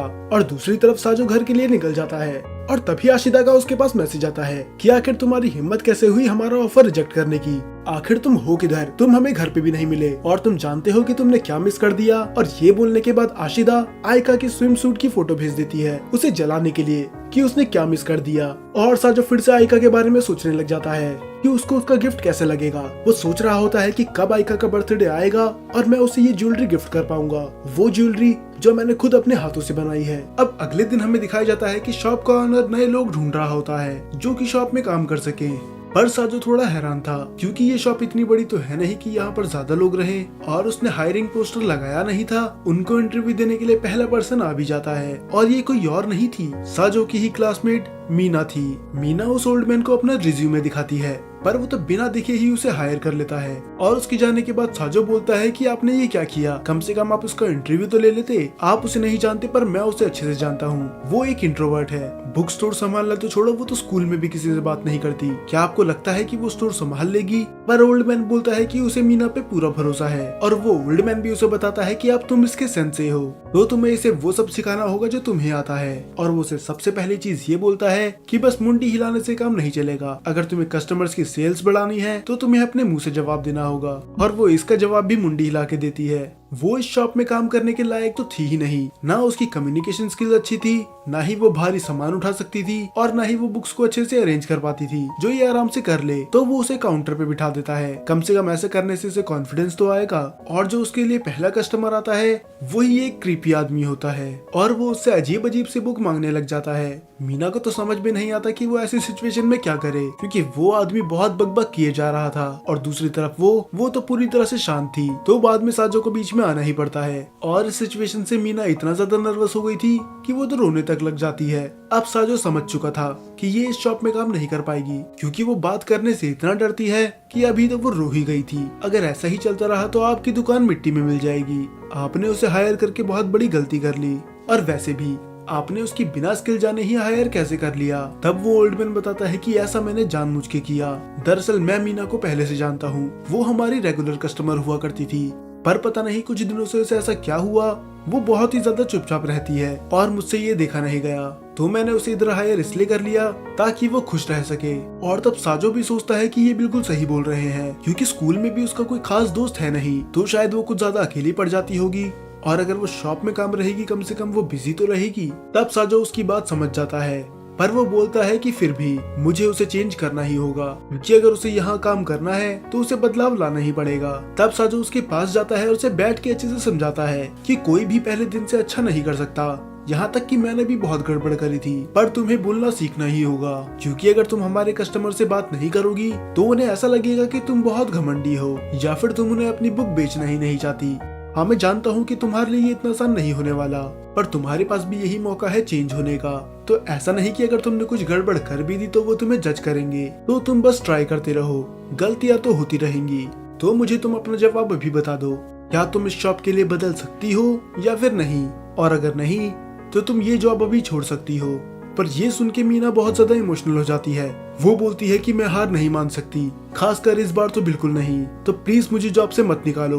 और वो ये बोलते हुए अपना सर झुका लेती है ताकि वो उसे जॉब से ना निकाले, और बेचारा साजो तो और भी ज्यादा नर्वस हो जाता है। वो बोलता है कि ये सब तो उसने उसे मोटिवेट करने के लिए बोला था, पर लगता है उसने उसे कुछ ज्यादा ही डरा दिया। वो उससे बहुत उठने के लिए बोलता है, पर वो सुनती ही नहीं। फिर वो एंड में बोल ही देता है कि मैं तुम्हें शॉप से नहीं निकालूंगा, वैसे भी इस शॉप का मालिक मैं नहीं हूँ। और तब जाके मीना उठती है। अब रात को साजो अपने घर पे आराम कर रहा होता है, और आयका और आशिदा इधर उधर की बातें कर रहे होते हैं वीडियो कॉल पे। आशिदा बोलती है कि आजकल तो साजो हमारे साथ टाइम स्पेंड कर ही नहीं रहा। तब आयका बोलती है कि शायद वो अपनी शॉप पे बिजी होगा, पर तभी आयका देखती है कि उसका ग्रुप में मैसेज आ जाता है। वो मैसेज में लिखता है कि वो शॉप से बहुत लेट में आया था तो वो सो गया, इसलिए वो उनके मैसेज का रिप्लाई नहीं कर पा रहा था। तब आशिदा बोलती है कि अब तो तुम आ गए ना, तो अब चुपचाप से वीडियो कॉल उठा लो। अब ये तीनों बात करने लग जाते हैं, पर आयका का कैमरा ऑन नहीं होता। तब साजो बोलता है कि मुझे तुम दोनों की मदद की जरूरत है। दरअसल मैं थोड़ी परेशानी में हूँ, मैंने आज एक लड़की को घुटने पे झुकने पे मजबूर कर दिया। वो अभी ने ये नहीं बताता कि वो लड़की कोई और नहीं, इन्हीं की क्लासमेट मीना है। आशिदा तो मजाक मजाक में उसकी टांग खींचने लग जाती है कि तुम धीरे धीरे बदलते जा रहे हो, तुम इतना गिर जाओगे कि तुम एक लड़की को घुटने पे झुकने पे मजबूर कर दोगे, ऐसी उम्मीद तो मैंने तुमसे नहीं की थी। तब साजो बोलता है कि तुम मुझे और गिल्टी फील कराना बंद करो, मैं यहाँ पर मदद मांगने आया हूँ। पर तब आयका उसका सपोर्ट करती है कि इसमें उसकी कोई गलती नहीं है।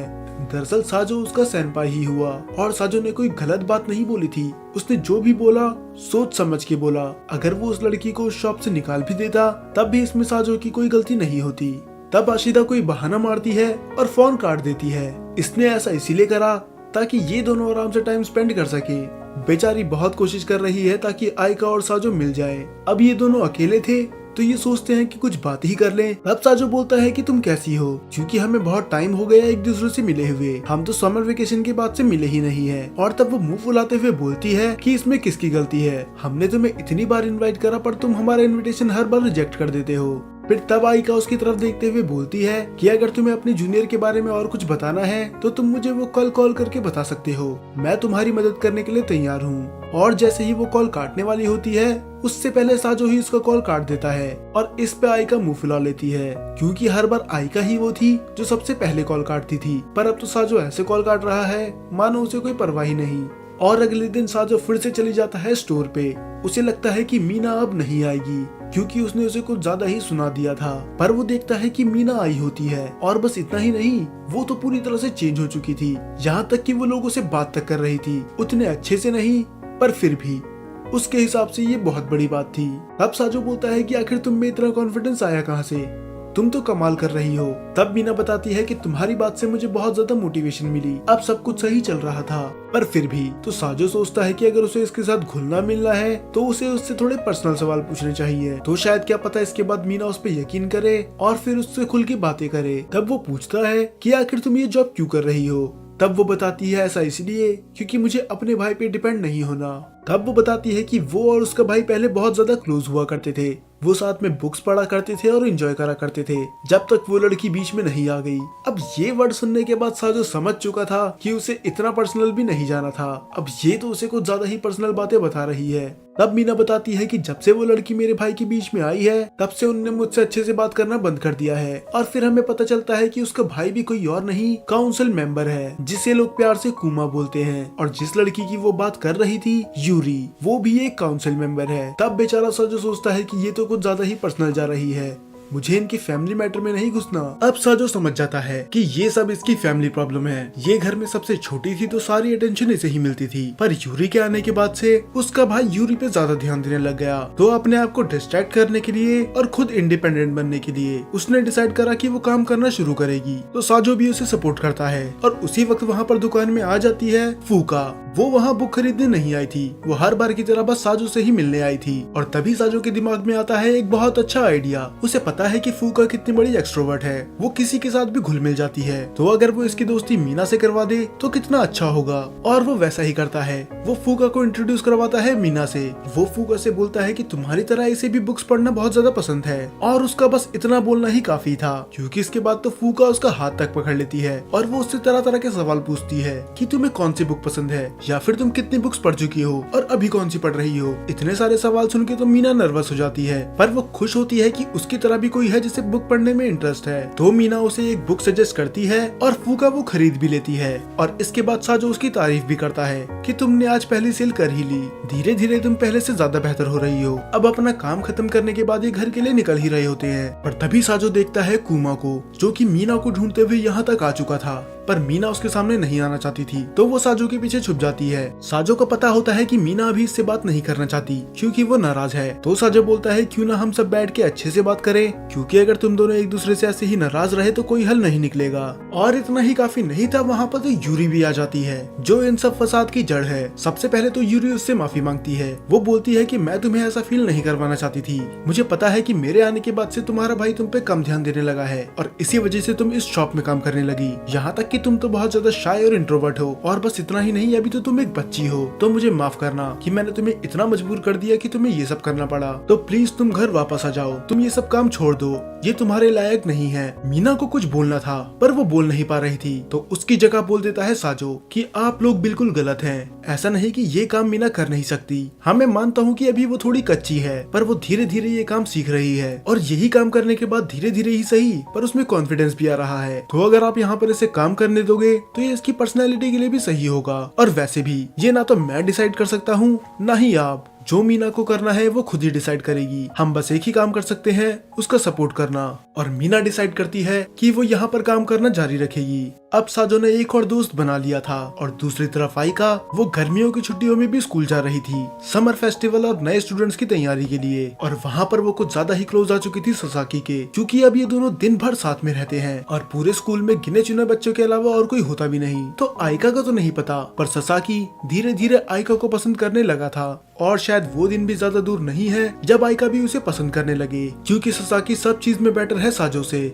अब गर्मियों की छुट्टियां खत्म होने वाली थी और दूसरी तरफ मीना भी अब बहुत ज्यादा इम्प्रूव कर चुकी थी, और इसकी सबसे बड़ी वजह साजो और फूका भी है, क्योंकि वो उसके साथ बड़ी ओपनली बात कर सकती थी बुक्स के बारे में। और ये देख के साजो खुश होता है। तभी उसके पास मैसेज आता है कायदे का, और वो अपना काम खत्म करने के बाद सीधा जाता है उसी के पास। तब कायदे बोलती है कि अगर तुमने मीना का ध्यान रख लिया है तो अब कुछ मेरे बारे में भी सोच लो। साजो हैरान हो जाता है कि आखिर ये आपको कैसे पता चला कि मीना मेरे उधर काम कर रही है। तब कायदे बोलती है कि मैं वाइस प्रेसिडेंट हूँ, मुझसे कुछ नहीं छुपता। तब साजो बोलता है कि ये सब छोड़ो, आपने मुझे इधर बुलाया क्यों है। तब वो बताती है कि तुम्हें हमारी मदद करनी होगी। दरअसल स्कूल्स फिर से खुलने वाले हैं, तो स्कूल को अच्छा दिखाने के लिए और नए बच्चों का स्वागत करने के लिए हमें तुम्हारी जरूरत है। तब साजो बोलता है कि आखिर उन्हें मेरी क्या जरूरत है, क्योंकि जहाँ तक मुझे याद है उनने हमारी क्लास से कई बच्चे लिए थे, जैसे आइका, ससाकी और बाकी लोग भी। तब कायदे बोलती है, हाँ मैं समझ सकती हूँ, हमने कई क्लास से बच्चे लिए थे, पर इस बार बहुत लोगों ने एडमिशन लिया है, तो काउंसिल मेंबर्स को तुम्हारी जरूरत है, खासकर रिन को,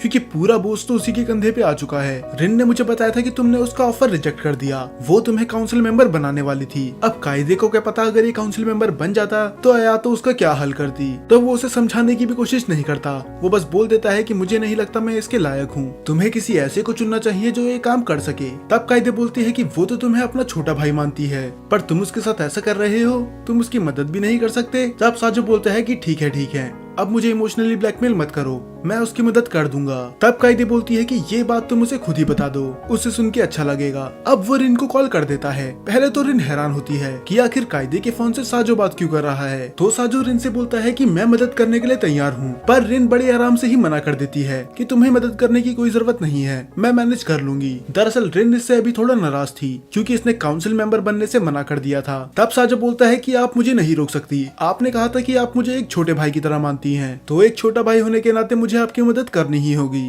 तब रिन बोलती है कि अगर ऐसा है तो ठीक है, तुम हमारी मदद कर सकते हो, पर बस इतना ध्यान रखना ये काम आसान नहीं होने वाला, बाकी सब मैं तुम्हें कल बताऊंगी। और ये बोल के वो फोन काट देती है। अगले दिन स्कूल में वो रिन से मिल जाता है, पर रिन उससे अभी भी आंखें नहीं मिला पा रही होती। रिन बोलती है कि ये काम बहुत ज्यादा है और इसमें बहुत ज्यादा मेहनत भी लगेगी, क्या पक्का तुम ये कर लोगे। तब साजो बोलता है कि मेरी बड़ी बहन तो कभी इस बात पे ध्यान देती ही नहीं, वो तो बस ये सोचती है कि मैं नौकरों की तरह काम करती रहूं, तो आपको भी चिंता करने की जरूरत नहीं है, आप मुझसे जैसा काम करवाना चाहती हैं मैं करने के लिए तैयार हूँ। तब रिन बताती है कि तुम्हारा काम है सामान को इधर से उधर करना, ताकि हम जगह को सजा सके। अब वो जाते जाते देखता है एक क्लास में, जहाँ पर उसके कुछ दोस्त बैठे हुए थे, आइजावा, वो फॉरेनर लड़की, ससाकी और आइका। ससाकी और आइका को साथ में देख के साजो वहाँ से चली जाता है। वैसे भी यहाँ पर वो बस काम करने आया है, कुछ और नहीं। अब रिन काउंसिल ऑफिस में जाके उसे सभी मेंबर से मिलवाती है, पर साजो का तो ऑरा इतना था कि वो सबको पहले से ही जानता है, बल्कि बाकी लोग उसे थैंक्स बोलने लग जाते हैं उनकी मदद करने के लिए, यूरी और यहाँ तक कि कुमा भी। तो सभी मेंबर्स के दिल में तो वो पहले ही जगह बना चुका था। और दूसरी तरफ ससाकी, वो भी कोशिश कर रहा था आइका के दिल में जगह बनाने की। तो वो उससे बोलता है कि 2 हफ्ते बाद मेरा सॉकर मैच है, क्या तुम चलोगी। पर आइका साफ मना कर देती है कि उसको आयरी का ध्यान रखना है, तो वो मैच देखने नहीं आ सकती। पर वो उससे माफी भी मांगती है उसका ऑफर रिजेक्ट करने के लिए। ससाकी को बुरा तो लगता है, पर वो समझ जाता है कि आइका भी अपनी जगह सही है, क्योंकि उसकी एक छोटी बहन है और उसे उसका ध्यान रखना है। अब ये इंसिडेंट होने के बाद आइका फ्लैशबैक में चली जाती है और हमें दिखाई जाती है उसकी बैक स्टोरी, जब वो मिडिल स्कूल में थी। दरअसल जैसे आज उसने ससाकी को रिजेक्ट करा, वैसे ही वो पहले अपने सभी दोस्तों को रिजेक्ट करा करती थी, जो भी उससे पूछने आता था, क्या तुम मेरे साथ घूमने चलोगी, कैरियोके या फिर पिकनिक। वो अपनी सारी फ्रेंड्स को मना कर देती थी, सिर्फ इसी रीजन की वजह से कि उसको आइका का ध्यान रखना है, क्योंकि उसके मॉम और डैड दोनों ही जॉब करते थे और आयरी अभी बहुत छोटी है, तो वो अकेले तो रह नहीं सकती। तो आइका को कभी टाइम ही नहीं मिला दोस्त बनाने का, वो पूरी तरह अकेली थी, जिसका कोई दोस्त नहीं है, क्योंकि उसके पास दोस्ती के लिए टाइम ही नहीं था। और यही रीजन था उसने उस टाइम पे मदद करी साजो की, जो सबके सामने गिर चुका था और लोग उसका मजाक उड़ा रहे थे। आइका बिना किसी की परवाह करे उसका सपोर्ट करती है और वो अपने मन में बोलती है कि मैंने ऐसा इसलिए नहीं किया था क्योंकि मैं बहुत अच्छी लड़की हूँ। दरअसल उस दिन मैंने साजो की मदद इसीलिए की थी क्योंकि मुझे उसमें अपनी एक झलक दिखी,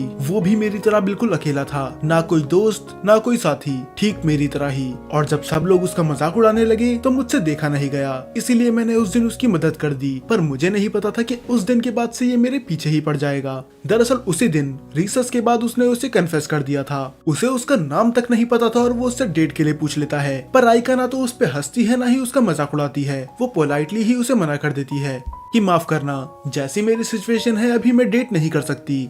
दरअसल उसने डेट के लिए मना इसलिए किया था क्योंकि अगर पढ़ाई और आयरी के बीच में साजो भी आ गया तो सब कुछ बर्बाद हो जाएगा। ना तो वो पढ़ाई पे फोकस कर पाएगी, ना ही आयरी पे, और इसी तरह उसका पूरा फ्यूचर भी बर्बाद हो जाएगा। तो वो साफ मना कर देती है। साजो उससे रीजन पूछने की कोशिश करता है, पर अभी ये दोनों एक दूसरे को अच्छे से जानते नहीं थे, तो आयका उसे नहीं बताती। हालांकि उसे रिजेक्ट करते ही वे इतना अच्छा नहीं लग रहा था, उसने किसी का दिल तोड़ दिया। पर उसे क्या पता था ये लड़का तो बेशर्म है, क्योंकि इसके बाद से वो उसके हाथ धो के पीछे पड़ गया था। आयका पूरे स्कूल में पॉपुलर हो चुकी थी। लोग उससे साजो के बारे में पूछते रहते थे कि आखिर वो अजीब लड़का तुम्हारा पीछा क्यों करता है। यहाँ तक कि आयका के कुछ दोस्त तो साजो को पीटने तक की बात कर रहे थे। पर आयका बात संभाल लेती है। वो सोचती है बस एक ही साल की तो बात है, मैं दूसरे स्कूल में चली जाऊंगी, और वो दूसरे स्कूल में। पर जैसे ही एग्जाम नजदीक आने वाले थे, साजो उसे इग्नोर करने लग जाता है, जैसे वो अभी कर रहा है। हालांकि उस टाइम पे भी आयका को थोड़ा बुरा लगा था, पर तब वो उतने अच्छे दोस्त नहीं थे। और फिर बाद में आयका को रियलाइज होता है कि वो उसे इग्नोर इसलिए कर रहा था ताकि वो अच्छे नंबर ला सके, क्योंकि उसको भी उसी स्कूल में जाना था जिसमें आयका जा रही है। और नए स्कूल में जाने के बाद भी इसने अपनी हरकतें नहीं बदली। हालांकि तब इसकी एक और दोस्त बन चुकी थी, आशिदा। ये दोनों आशिदा से पहली बार मिल रहे थे, और आशिदा साजो और आयका दोनों की बेस्ट फ्रेंड बन चुकी थी। साजो ने कभी भी उसका पीछा नहीं छोड़ा, पर अब तो उसकी शक्ल देखने के लिए तक वो तरस जाती है। अब वो अचानक से ही अपने फ्लैशबैक से बाहर आती है। पता नहीं क्यों और कैसे उसे पता चल जाता है कि साजो आसपास ही है, और वो पूरे स्कूल में भागने लग जाती है उसे ढूंढने के लिए। उसे पता होता है कि ये पागलों की तरह हरकतें कर रही है, पर फिर भी उसे एक बार साजो की शक्ल देखनी थी। जब से गर्मियों की छुट्टियां पड़ी हैं, वो उससे आमने सामने नहीं मिली, और अभी उससे मिलने के लिए वो कुछ भी कर सकती है। वो स्कूल का कोना कोना छान मारती है, और फाइनली वो टकरा ही जाती है साजो से। अब फाइनली गर्मियों की छुट्टियों के बाद ऐसा पहली बार हो रहा था जब आयका उसे आमने सामने देख रही थी, और वो बहुत ज्यादा खुश होती है। शुरू में तो वो हैरान होती है कि ये इधर कर क्या रहा है, और आयका को खुद रियलाइज नहीं होता कि वो उसकी कितनी क्लोज आ चुकी है। और बस इतना ही नहीं, वो उससे बहुत ज्यादा प्यार से बात कर रही थी। साजो को तो यकीन ही नहीं आता कि ये वही आयका है जिससे ये स्कूल बंद होने से पहले मिला था। दोनों में जमीन आसमान का फर्क था। तब वो बाकी बातें साइड रख के उससे ये पूछता है कि वो इतनी जल्दी भाग के जा कहाँ रही थी, और आयका तो छुपाने की कोशिश भी नहीं करती। वो एडमिट कर लेती है कि वो उसे ही देखने आ रही थी। वो बताती है कि किस तरह हम दोनों इतने टाइम से नहीं मिले हैं, हमें एक साथ समय बिताए हुए कई महीने हो चुके हैं। पर साजो भी उसे समझाता है कि ऐसा नहीं कि वो उससे मिलना नहीं चाहता था, दरअसल उसे काम था, उसे पूरे दिन शॉप में रहना पड़ता है, और वो घर आके थक जाता है। तब साजो फिर से बोलता है कि तुम थोड़ी टैन हो चुकी हो, और उस पे आयका बोलती है हाँ, क्योंकि मैं आशिदा के साथ बीच गई थी। पर ये बात तो साजो को पहले से ही पता थी। वो बोलता है हाँ मुझे पता है, आशिदा ने मुझे तुम्हारी फोटो भेजी थी। तब वो ब्लश करते हुए बोलती है क्या वो फोटो सच में उसने तुम्हें भेज दी थी? मुझे तो लगा वो बस मजाक कर रही है, कम से कम तुमने वो डिलीट तो कर दी ना।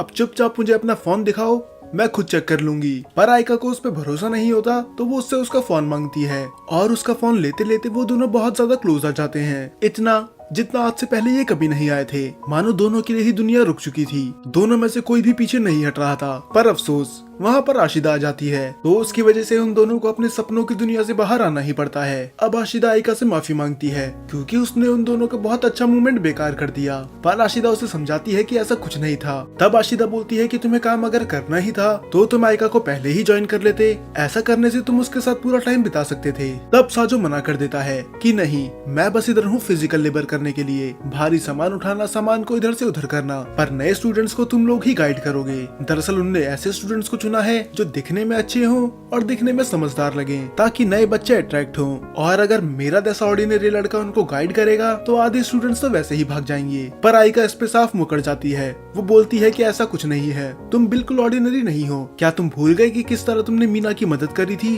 तुम लोगों को अच्छे से गाइड कर सकते हो, तुम लोगों को समझते हो। और इस बात में कोई झूठ नहीं था, साजो सच में लोगों को अच्छे से समझ सकता था। अब अगला दिन आ चुका था और सभी न्यू स्टूडेंट्स आ चुके थे स्कूल देखने के लिए। काउंसिल मेंबर उन सबको इंट्रोड्यूस करवाते हैं और साजो खड़ा होता है उन्हीं काउंसिल मेंबर के साथ, मानो वो भी उनका एक हिस्सा है। अब सब लोगों की टीम बन जाती है कि कौन क्या काम करेगा, जो बच्चों को गाइड कराने में मदद करेंगे और उन्हें पूरा स्कूल दिखाएंगे। तो आयका की टीम में होता है ससाकी और उन्हें मिलते हैं 4 स्टूडेंट्स, इनो, ससाकी, नाकाता और यामामोटो। ससाकी उस लड़की को देख के बोलता है तुम्हारा सरनेम भी ससाकी है? वो तो मेरा सरनेम भी है। और ये कोई और नहीं थी ससाकी फूका, वही साजो की दोस्त। उनमें से एक लड़की पूछती है कि आप दोनों डेट कर रहे हैं? पर आयका तो साफ इनकार कर देती है कि ये बस मेरा अच्छा दोस्त है और कुछ नहीं। बेचारा ससाकी बोले तो बोले क्या। अब जैसे ही ये इन चारों को पूरा स्कूल दिखाते हैं तो वो सभी देखते हैं कि कुछ लड़के आइजावा को परेशान कर रहे थे क्योंकि वो दिखने में एक बच्चे की तरह थी, तो वो उसके ऑर्डर नहीं लेते। पर तभी बीच में आ जाती है आयका और वो उन सब बच्चों को बहुत ज्यादा सुनाती है, यहाँ तक कि वो उन्हें ये भी बोल देती है कि अगर तुम्हारी ऐसी ही हरकतें रही तो तुम्हारी कोई जगह नहीं है हमारे स्कूल में। और आयका का गुस्सा देख के तो वो लड़के भी डर जाते हैं और वो उससे माफी मांग लेते हैं। अब वो उन्हें पूरा स्कूल दिखा चुका था। तब ससाकी बोलता है कि तुम ग्रैंड फेस्टिवल में भी आ सकती हो क्योंकि कुछ टाइम बाद ही स्कूल में कल्चरल फेस्टिवल होने वाला है और हमारा स्कूल वो बड़ी ही धूमधाम से बनाता है, तो कोशिश करना तुम वो मिस ना करो। और वो लड़कियां सभी एक्साइटेड थी वो फेस्टिवल देखने के लिए। तब फूका बोलती है कि मैं तो चाहती हूँ कि साजो सेनपाई मुझे उस टाइम पे गाइड करे। तब वो लड़कियां बोलती है अच्छा वही साजो तुम्हारा बॉयफ्रेंड, और दूसरी बोलती है वही ना जिसके बारे में तुम 24 घंटे बात करा करती हो, और तीसरी बोलती है अरे हाँ मैं तो भूल ही गई थी कि वो तो इसी स्कूल में पढ़ता है, तो कब मिलवा रही हो तुम हमें उससे। तब फूका ब्लश करते हुए बोलती है कि हम रिलेशनशिप में नहीं है फिलहाल। तो आयका साजो का नाम सुन के थोड़ा हैरान होती है, पर वो सोचती है कि वो कोई और ही लड़का होगा, जरूरी थोड़ी ना है कि पूरी दुनिया में बस एक ही साजो नाम का लड़का हो। और साजो की किस्मत तो देखो, वो तभी बगल से गुजर रहा था और फूका उसे बुला लेती है और आयका की मानो धड़कनें ही रुक चुकी हो। तो क्या ये इसी साजो की बात कर रही थी? फूका, ससाकी, आयका और बाकी सभी लड़कियां साजो के पास जाती हैं और आयका तो इतने गुस्से में थी कि मानो वो उसका मुंह ही तोड़ दे कि आखिर ये लड़की है कौन और साजो ने कभी इसके बारे में कुछ बताया क्यों नहीं। और हाँ, फूका की दोस्त क्या बोल रही थी कि ये रिलेशनशिप में है। साजो तो बेचारा डरा हुआ था कि वो ये सब कैसे एक्सप्लेन करेगा। हालांकि आयका उसके सामने स्माइल कर रही थी, पर वो जानता था ये बस शांति है, तूफान से आने वाले पहले की शांति। और इतना काफी नहीं था तो फूका की दोस्त आ जाती है आग में घी डालने के लिए। वो बोलने लग जाती है क्या तुम ही हो इसके बॉयफ्रेंड? ये तो 24 घंटे तुम्हारे बारे में बात करते रहती है और जब से ये तुमसे मिली है तब से ये बहुत ज्यादा पोलाइट हो चुकी है और समझदार भी, और इसका तो ड्रेसिंग सेंस भी पहले से बहुत अच्छा हो चुका है। और हाँ, तुम क्या मुझे उस डेट के बारे में बताओगे जब तुम दोनों साथ में घूमने गए थे ज्वेलरी बनाने के लिए? ये सुन के तो आयका के साथ साथ ससाकी भी हैरान हो जाता है। क्या साजो इस गर्मियों की छुट्टियों में लड़कियों के साथ घूमने जाता था? बेचारे ससाकी के भी पसीने छूट जाते हैं और फूका तो बस ब्लश कर रही थी। वो उनसे बोलती है कि मैं तुमसे लाख बार बोल चुकी हूँ कि हम रिलेशनशिप में नहीं है, पर उसको देख के लग नहीं रहा था कि वो अपनी दोस्तों से गुस्सा है, बल्कि उसकी दोस्तों की बातें सुन के तो उसे खुद अच्छा लग रहा था। और उसकी दोस्त बोलना चालू रखते हैं कि अब तो ये तुम्हारे स्कूल में ही आ चुकी है, तो अब तुम दोनों का बॉन्ड बहुत ज्यादा स्ट्रॉन्ग हो जाएगा। तब फूका बोलती है कि ऐसा नहीं है, हम दोनों का बॉन्ड पहले से ही बहुत ज्यादा स्ट्रॉन्ग है क्योंकि हमने पूरी गर्मियों की छुट्टियां साथ में बिताई हैं। और ये बोलने के बाद वो खुद शर्म से मरी जा रही थी, तो वो अपने दोस्तों के साथ वहाँ से चली जाती है, ये बोल के कि वो उससे बाद में मिलेगी। अब आयका उससे एक स्माइल के साथ पूछती है ओ तो तुम पूरी गर्मियों की छुट्टियों में इस चीज में बिजी थे? साजो बोलता है कि मैं तुम्हें सब कुछ बता दूंगा, बस मुझे टाइम दो। और इससे पहले आयका गुस्सा हो जाए ससाकी भी वहाँ से निकल जाता है और आयका साजो का हाथ पकड़ के वहाँ से चली जाती है। अब वहाँ पर राशिदा भी आ चुकी थी और वो तो फूका की तरह एक्टिंग कर रही थी उसे चिढ़ाने के लिए। तब वो बताता है कि उसकी दोस्ती फूका के साथ कैसे हुई, कि कैसे उसने उसके भाई को बचाया और उसके बाद वो दोनों बहुत ज्यादा क्लोज आ गए। तो यही रीजन था कि मैं उसके साथ घूमने जाया करता था, हम बस अच्छे दोस्त हैं और कुछ नहीं। तब आयका बोलती है कि अगर तुम्हारे पास इतना ही टाइम पड़ा हुआ है तो तुम मेरे घर क्यों नहीं आते एंजॉय करने के लिए? शुरू में तो साजो को लगता है कि उसके कान बज रहे हैं, पर आयका फिर से बोलती है कि तुम पूरी गर्मियों की छुट्टियों में यही बोलते रहे कि तुम बुक शॉप में बिजी रहते हो, पर अगर तुम्हारे पास इतना टाइम है कि तुम फूका के साथ घूम सको तो तुम मेरे घर क्यों नहीं आ सकते? साजो को यकीन नहीं होता कि ये उसे अपने घर बुला रही है। इतने साल की दोस्ती में ऐसा पहली बार हुआ है जब आयका ने उससे ये चीज पूछी है, तो वो मना कैसे कर सकता था? तो वो बोल देता है कि हाँ, कि मैं तुम्हारे घर बिल्कुल आऊंगा। अब साजो को उसके घर जाने का इनविटेशन तो मिल चुका था, पर आयका बार बार उसे मैसेज करके परेशान कर रही थी और कोई उल्टी सीधी हरकत मत करना आयरी के सामने, और हाँ, आयरी को ग्रीट करना मत भूलना। और बेचारा साजो उसकी हर बात पे हामी भर रहा था कि मैं ऐसा कुछ नहीं करूंगा कि जिससे आयरी को अनकंफर्टेबल फील हो, पर वो बार बार नई चीजें बोले जा रही थी कि तुम ये मत करना, तुम ऐसा मत करना। और यहाँ तक वो इससे ये भी बोल देती है कि मैं तुम्हें फोर्स नहीं कर रही, अगर तुम घर नहीं आना चाहते तो कोई बात नहीं। अब इतना सुन के तो आशिदा का भी दिमाग खराब हो चुका था, तो वो डायरेक्ट उसे कॉल ही कर देती है और आशिदा उसे प्यार से समझाती है कि मैं समझ सकती हूँ कि तुम क्या करने की कोशिश कर रही हो, तुम चाहती हो कि साजो वैसी हरकतें ना करे जैसे वो करा करता था, खासकर तुम्हारी फैमिली के सामने। मैं समझ सकती हूँ कि ये तुम अपने परिवार के लिए और उसके लिए ही कर रही हो, पर अगर तुम इसे ऐसा ही ट्रीट करती रही तो वो धीरे धीरे करके तुमसे और दूर चली जाएगा। वो पहले ही तुमसे बहुत दूर जा चुका है। तो प्लीज अब जो भी बोलोगी सोच समझ के बोलना। और ये बात आयका को खुद पता थी कि वो साजू को कितना बुरा ट्रीट करती है, पर वो ऐसा उसे बुरा दिखाने के लिए नहीं करती। इसके पीछे उसकी खुद की कई रीजंस हैं। तो अब वो दिन आ चुका था जब उसे उसके घर जाना था, पर साजू घर नहीं जाता। वो डिसाइड करता है कि वो शॉप में ही काम करेगा। और जब वो बाहर देखता है, बाहर बारिश का मौसम भी हो चुका था, तो उसे एक और बहाना मिल गया उसके घर ना जाने का। पर वो देखता है खुद आयका ही उसके पास आ गई। साजू उससे पूछता है कि आखिर तुम यहाँ पर क्या कर रही हो? अगर तुम्हें मुझसे मिलना था तो तुम किसी और दिन आ सकती थी, इतनी बारिश में आने की कोई जरूरत नहीं थी। साजू भी थोड़ा हैरान था कि आखिर ये बारिश में मुझसे मिलने क्यों आई है, और दिनों तो ये कभी मुझसे मिलने नहीं आती। तब आयका बोलती है कि मैं तो बस पास से गुजर रही थी, तो मैंने सोचा तुमसे मिलते ही चल लूं, और बारिश हो गई थी तो मैंने सोचा मैं इधर ही रुक जाऊंगी। पर ये झूठ बोल रही थी, ये अपने घर से यहाँ पर बस इससे मिलने ही आई थी। और इससे पहले ये कुछ बोल पाती, वहाँ पर फूका भी आ जाती है जो पूरी तरह से बारिश में भीग चुकी थी, और मीना मदद करती है उसके बाल सुखाने में। तब आयका बोलती है कि आखिर ये यहाँ पर क्या कर रही है। तब साजू बताता है ये तो रोज यहाँ आती है, पहले मुझसे मिलने आया करती थी और अब मीना से भी। इसका तो रोज का है, ये हर बार हमसे बात करने यहाँ पर आया करती है। और ये सुन के आयका थोड़ी जेलस हो जाती है। क्या तुम उससे रोज मिलते हो? लगता है ये तुम्हारी कुछ ज्यादा ही अच्छी दोस्त है। अब आयका पीछे मुड़ती है तो उसका बैलेंस बिगड़ जाता है, और इससे पहले वो गिरती साजो उसे पकड़ लेता है। और ये देखने के बाद फूका और मीना बोलते हैं कि हमें कुछ काम याद आ गया, तो हम यहाँ से जा रहे हैं। और वो दरवाजा बंद कर देते हैं ताकि ये दोनों अकेले में टाइम स्पेंड कर सके। तब आयका फिर से उठ के उससे मुंह फेर लेती है, और वो उससे पूछती है कि आज तो तुम मेरे घर आने वाले थे ना, तो तुम वहाँ पर क्यों नहीं आए? मैं तो तुम्हारा वेट कर रही थी। तब साजो बोलता है कि मुझे लगा तुम मुझे बुलाना नहीं चाहती, तुमने मुझे इतने टेक्स्ट करे कि मैं ऐसा करूं या फिर ऐसा ना करूं, मुझे लगा तुम इनडायरेक्टली मुझे मना कर रही हो, तो इसलिए मैं नहीं आया। अब आयका थोड़ी देर के लिए शांत हो जाती है। मतलब आशिदा जो बोल रही थी वो सही था, अगर वो ऐसी ही हरकतें करती रही तो साजो उससे और दूर चली जाएगा। तब आयका उससे माफी मांगती है कि उसका मतलब वो नहीं था, मैं तो बस इतना ही चाहती थी कि जब तुम मेरी छोटी बहन से मिलो तो वो भी तुम्हें पसंद करे, ना कि तुम्हें एक क्रीप की तरह देखे। पर उसके लिए मुझे माफ करना, अगर तुम चाहते हो तो तुम कल मेरे घर आ सकते हो। तब साजो बोलता है कि ठीक है, मैं आने के लिए तैयार हूँ। अब अगले दिन आशिदा के साथ वो उसके घर आ चुका था। वो उसकी छोटी बहन आयरी को ग्रीट करता है, पर आयरी कंफ्यूज होती है कि आखिर ये कौन है, क्योंकि मैंने आज से पहले तो उसे कभी नहीं देखा। तब आशिदा उसे इंट्रोड्यूस करवाती है कि ये है साजो वातोरू, और आयरी के लिए इतना जानना ही काफी था, क्योंकि इसके बाद तो वो उसके साथ खेलने लग जाती है, इस तरह मानो वो उसका बिछड़ा हुआ भाई हो। वो उसका पीछे तब तक नहीं छोड़ती जब तक साजो की एनर्जी पूरी तरह से खत्म नहीं हो जाती। तब साजो बोलता है कि तुम्हें तो बहुत दिक्कत होती होगी ना, क्योंकि इसको संभालना बहुत ज्यादा मुश्किल है। तब आयका बताती है कि ऐसा नहीं है, यूजुअली ये बस आराम से गेम खेलती है, इसे बस बुक पढ़ना पसंद है और घर घर खेलना। ऐसा पहली बार हो रहा है ये किसी की पीठ पे चढ़ के उसे राइड करने के लिए बोल रही है, खासकर जिससे ये पहली बार मिल रही हो। और आयरी इसके बाद फिर से उस पे हग अटैक कर देती है। वो उससे बोलती है कि चलो फिर से खेलते हैं। आयका को तो कुछ समझ भी नहीं आ रहा था कि आखिर ये इससे इतनी घुल मिल कैसे गई, इससे पहले तो ये इसे जानती तक नहीं थी। तब आशिदा बताती है कि शायद वो साजो पे थोड़ा ट्रस्ट करती है, और शायद ये तुम्हारे डीएनए में भी हो, क्योंकि तुम साजो को पसंद करती हो तो शायद तुम्हारी छोटी बहन भी वैसे ही करती है। जो भी हो, आयका खुश थी कि साजो ने आयरी का दिल जीत लिया, वो भी बड़ी आराम से। अभी पूरे दिन खेलते हैं और एंजॉय करते हैं, और बेचारे साजो के पास तो इतनी एनर्जी भी नहीं थी कि अब वो खड़ा हो सके। पर वो फिर से एनर्जी से भर जाता है जब उसे पता चलता है कि आयका की मॉम भी आ गई। वो पोलाइटली उन्हें ग्रीट करता है, पर उसकी मॉम देखते ही समझ जाती है और एक स्माइल के साथ बोलती है, ओ तो तुम ही वो साजो हो जिसके बारे में मेरी बेटी हमेशा बात करती रहती है। तब वो हैरान हो जाता है, क्या इसने आपको मेरे बारे में बताया है? तो इसने आपको मेरे बारे में क्या क्या चीजें बताई हैं? और जैसे ही उसकी मॉम बोलने वाली होती है, आयका उन्हें चुप करवा देती है और बोलती है कि साजो लेट हो रहा है तो उसे घर जाना है, आप ये सब बातें किसी और दिन कर लेना। अब वो घर के बाहर निकल जाते हैं, पर उसकी मॉम बोलती है कि माफ करना, इस बार मैं तुमसे इतने अच्छे से नहीं मिल पाई, तो तुम अगली बार फिर से घर आना, तब हम आराम से बैठ के बातें करेंगे। और आयरी भी उससे बोलती है कि प्लीज अगले बार फिर से आना।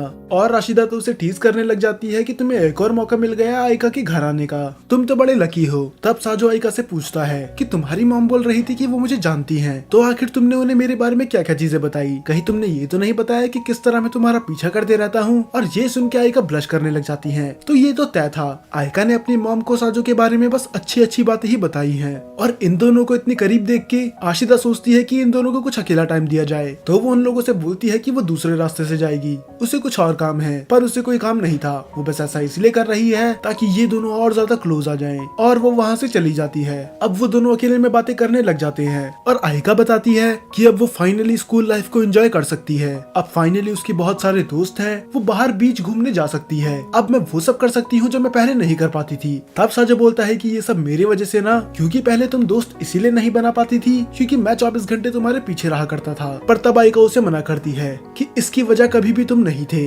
दरअसल अगर तुम मेरी लाइफ में होते भी नहीं तब भी मैं अकेले ही रहती, क्योंकि मैं अपने मॉम डैड को देखा करती थी कि वो कितनी मेहनत करा करते हैं। और जब से आयरी पैदा हुई है तब से तो उन्हें बिल्कुल टाइम ही नहीं मिलता। तो मैंने डिसाइड करा कि आयरी की देखभाल मैं करूंगी ताकि मेरी मॉम डैड को और ज्यादा टाइम मिल सके काम करने का। और यही रीजन था मैंने कभी दोस्त बनाने की कोशिश भी नहीं करी, क्योंकि मैं कभी दूसरों के घर जा नहीं पाती थी और न ही उन्हें इनवाइट कर पाती थी। पर अब समय बदल चुका है, अब मैं बाहर घूमने जा सकती हूँ और बाकी लोगों को भी अपने घर बुला सकती हूँ। अब मैं वो सब कर सकती हूँ जो पहले मैं नहीं कर पाती थी। साजो को ये समझ में तो नहीं आता, पर वो इनडायरेक्टली ये कहना चाहती थी कि शायद अब वो डेट के लिए तैयार है, क्योंकि पहले साजो से वो डेट इसलिए नहीं कर रही थी क्योंकि उसके पास टाइम ही नहीं था। पर शायद अब वो तैयार है, पर साजो ये नहीं समझ पाता। तब आयका बोलती है कि अब मेरे बहुत सारे दोस्त हैं, मेरे पास वो सब कुछ है जो मैं पहले चाहती थी, पर फिर भी मुझे अंदर खाली खाली फील होता है, मानो तुम्हारे बिना ये सब मायने ही नहीं रखता। साजो को यकीन नहीं होता कि ये बात आयका अपने खुद मुंह से बोल रही है। पहली बार उसने एडमिट करा है कि उसको साजो की कंपनी पसंद है। और तभी फायरवर्क स्टार्ट हो जाते हैं और वो उसे गले से लगा लेती है पटाखों की आवाज के डर के मारे। तब वो अपनी बात कंटिन्यू रखती है कि मैं मानती हूँ कि मैं ही वो थी जो तुम्हें हर बार दूर रहने के लिए बोलती थी, पर उसके पीछे एक रीजन था। मैं चाहती थी कि तुम एक क्रीप की तरह बिहेव करना बंद कर दो ताकि मैं तुम्हें अपने मॉम डैड और सिस्टर से मिलवा सकूं। मैं नहीं चाहती थी कि वो एक ऐसे लड़के से मिले जो मेरा पीछा करते रहता है। मैं चाहती थी कि वो एक ऐसे लड़के से मिले जो मेरी केयर और रिस्पेक्ट करता है। मैं ये चाहती थी कि मेरे पेरेंट्स और मेरे सिस्टर भी तुम्हें पसंद करे, और इसी वजह से मैं तुम्हें कभी अपने घर नहीं बुलाती थी, क्योंकि क्या होगा अगर वो तुम्हारे बारे में बुरा सोचने लगे। पर मैं अब और ज्यादा नहीं रुक सकती, क्योंकि तुम मुझसे जितना दूर जाते जा रहे हो मेरी जिंदगी उतनी ही खाली होती जा रही है। अब इसके कन्फेस करने के बाद वो दोनों फिर से चलने लग जाते हैं और दोनों में से ही एक दूसरे से कोई भी बात नहीं करता। उन्हें समझ में नहीं आता कि अब बोले तो बोले क्या। साजो उसकी हाथ पकड़ने की तो कोशिश करता है पर वो रुक जाता है, क्योंकि शायद ऐसा करना सही नहीं होगा। पर इस बार आयका थी जो फर्स्ट स्टेप लेती है और इस बार वो उसका हाथ पकड़ लेती है। और बस इतना ही नहीं, अब ये दोनों फाइनली एक दूसरे का फर्स्ट नेम भी लेने लग जाते हैं। वो उससे फिर से आयका बोलने लग जाता है और वो उसे वातुरु। इसका मतलब अब फाइनली ये दोनों क्लोज आ चुके हैं। हालांकि अभी भी दोनों ने अपनी ट्रू फीलिंग्स कन्फेस नहीं करी थी। और अगले दिन अब स्कूल की छुट्टियां फाइनली खत्म हो चुकी थी और साजो चली जाता है स्कूल में। पर वो देखता है इस बार आयका उसका वेट कर रही थी और वो उसकी टाई और बाल फिक्स करने लग जाती है, पर इस बार बिना किसी की परवाह किए हुए कि कोई उन्हें देख रहा है या फिर नहीं। ये दोनों अभी डेट नहीं कर रहे थे, पर फाइनली ये दोनों बहुत ज्यादा क्लोज आ चुके हैं। अब साजो हर बार की तरह उसका पीछा नहीं करता, बल्कि ये दोनों साथ में चला करते हैं, क्योंकि अब फाइनली आयका भी एडमिट कर चुकी है कि वो भी साजो को पसंद करती है। और ये सीजन यहीं पर खत्म हो जाता है।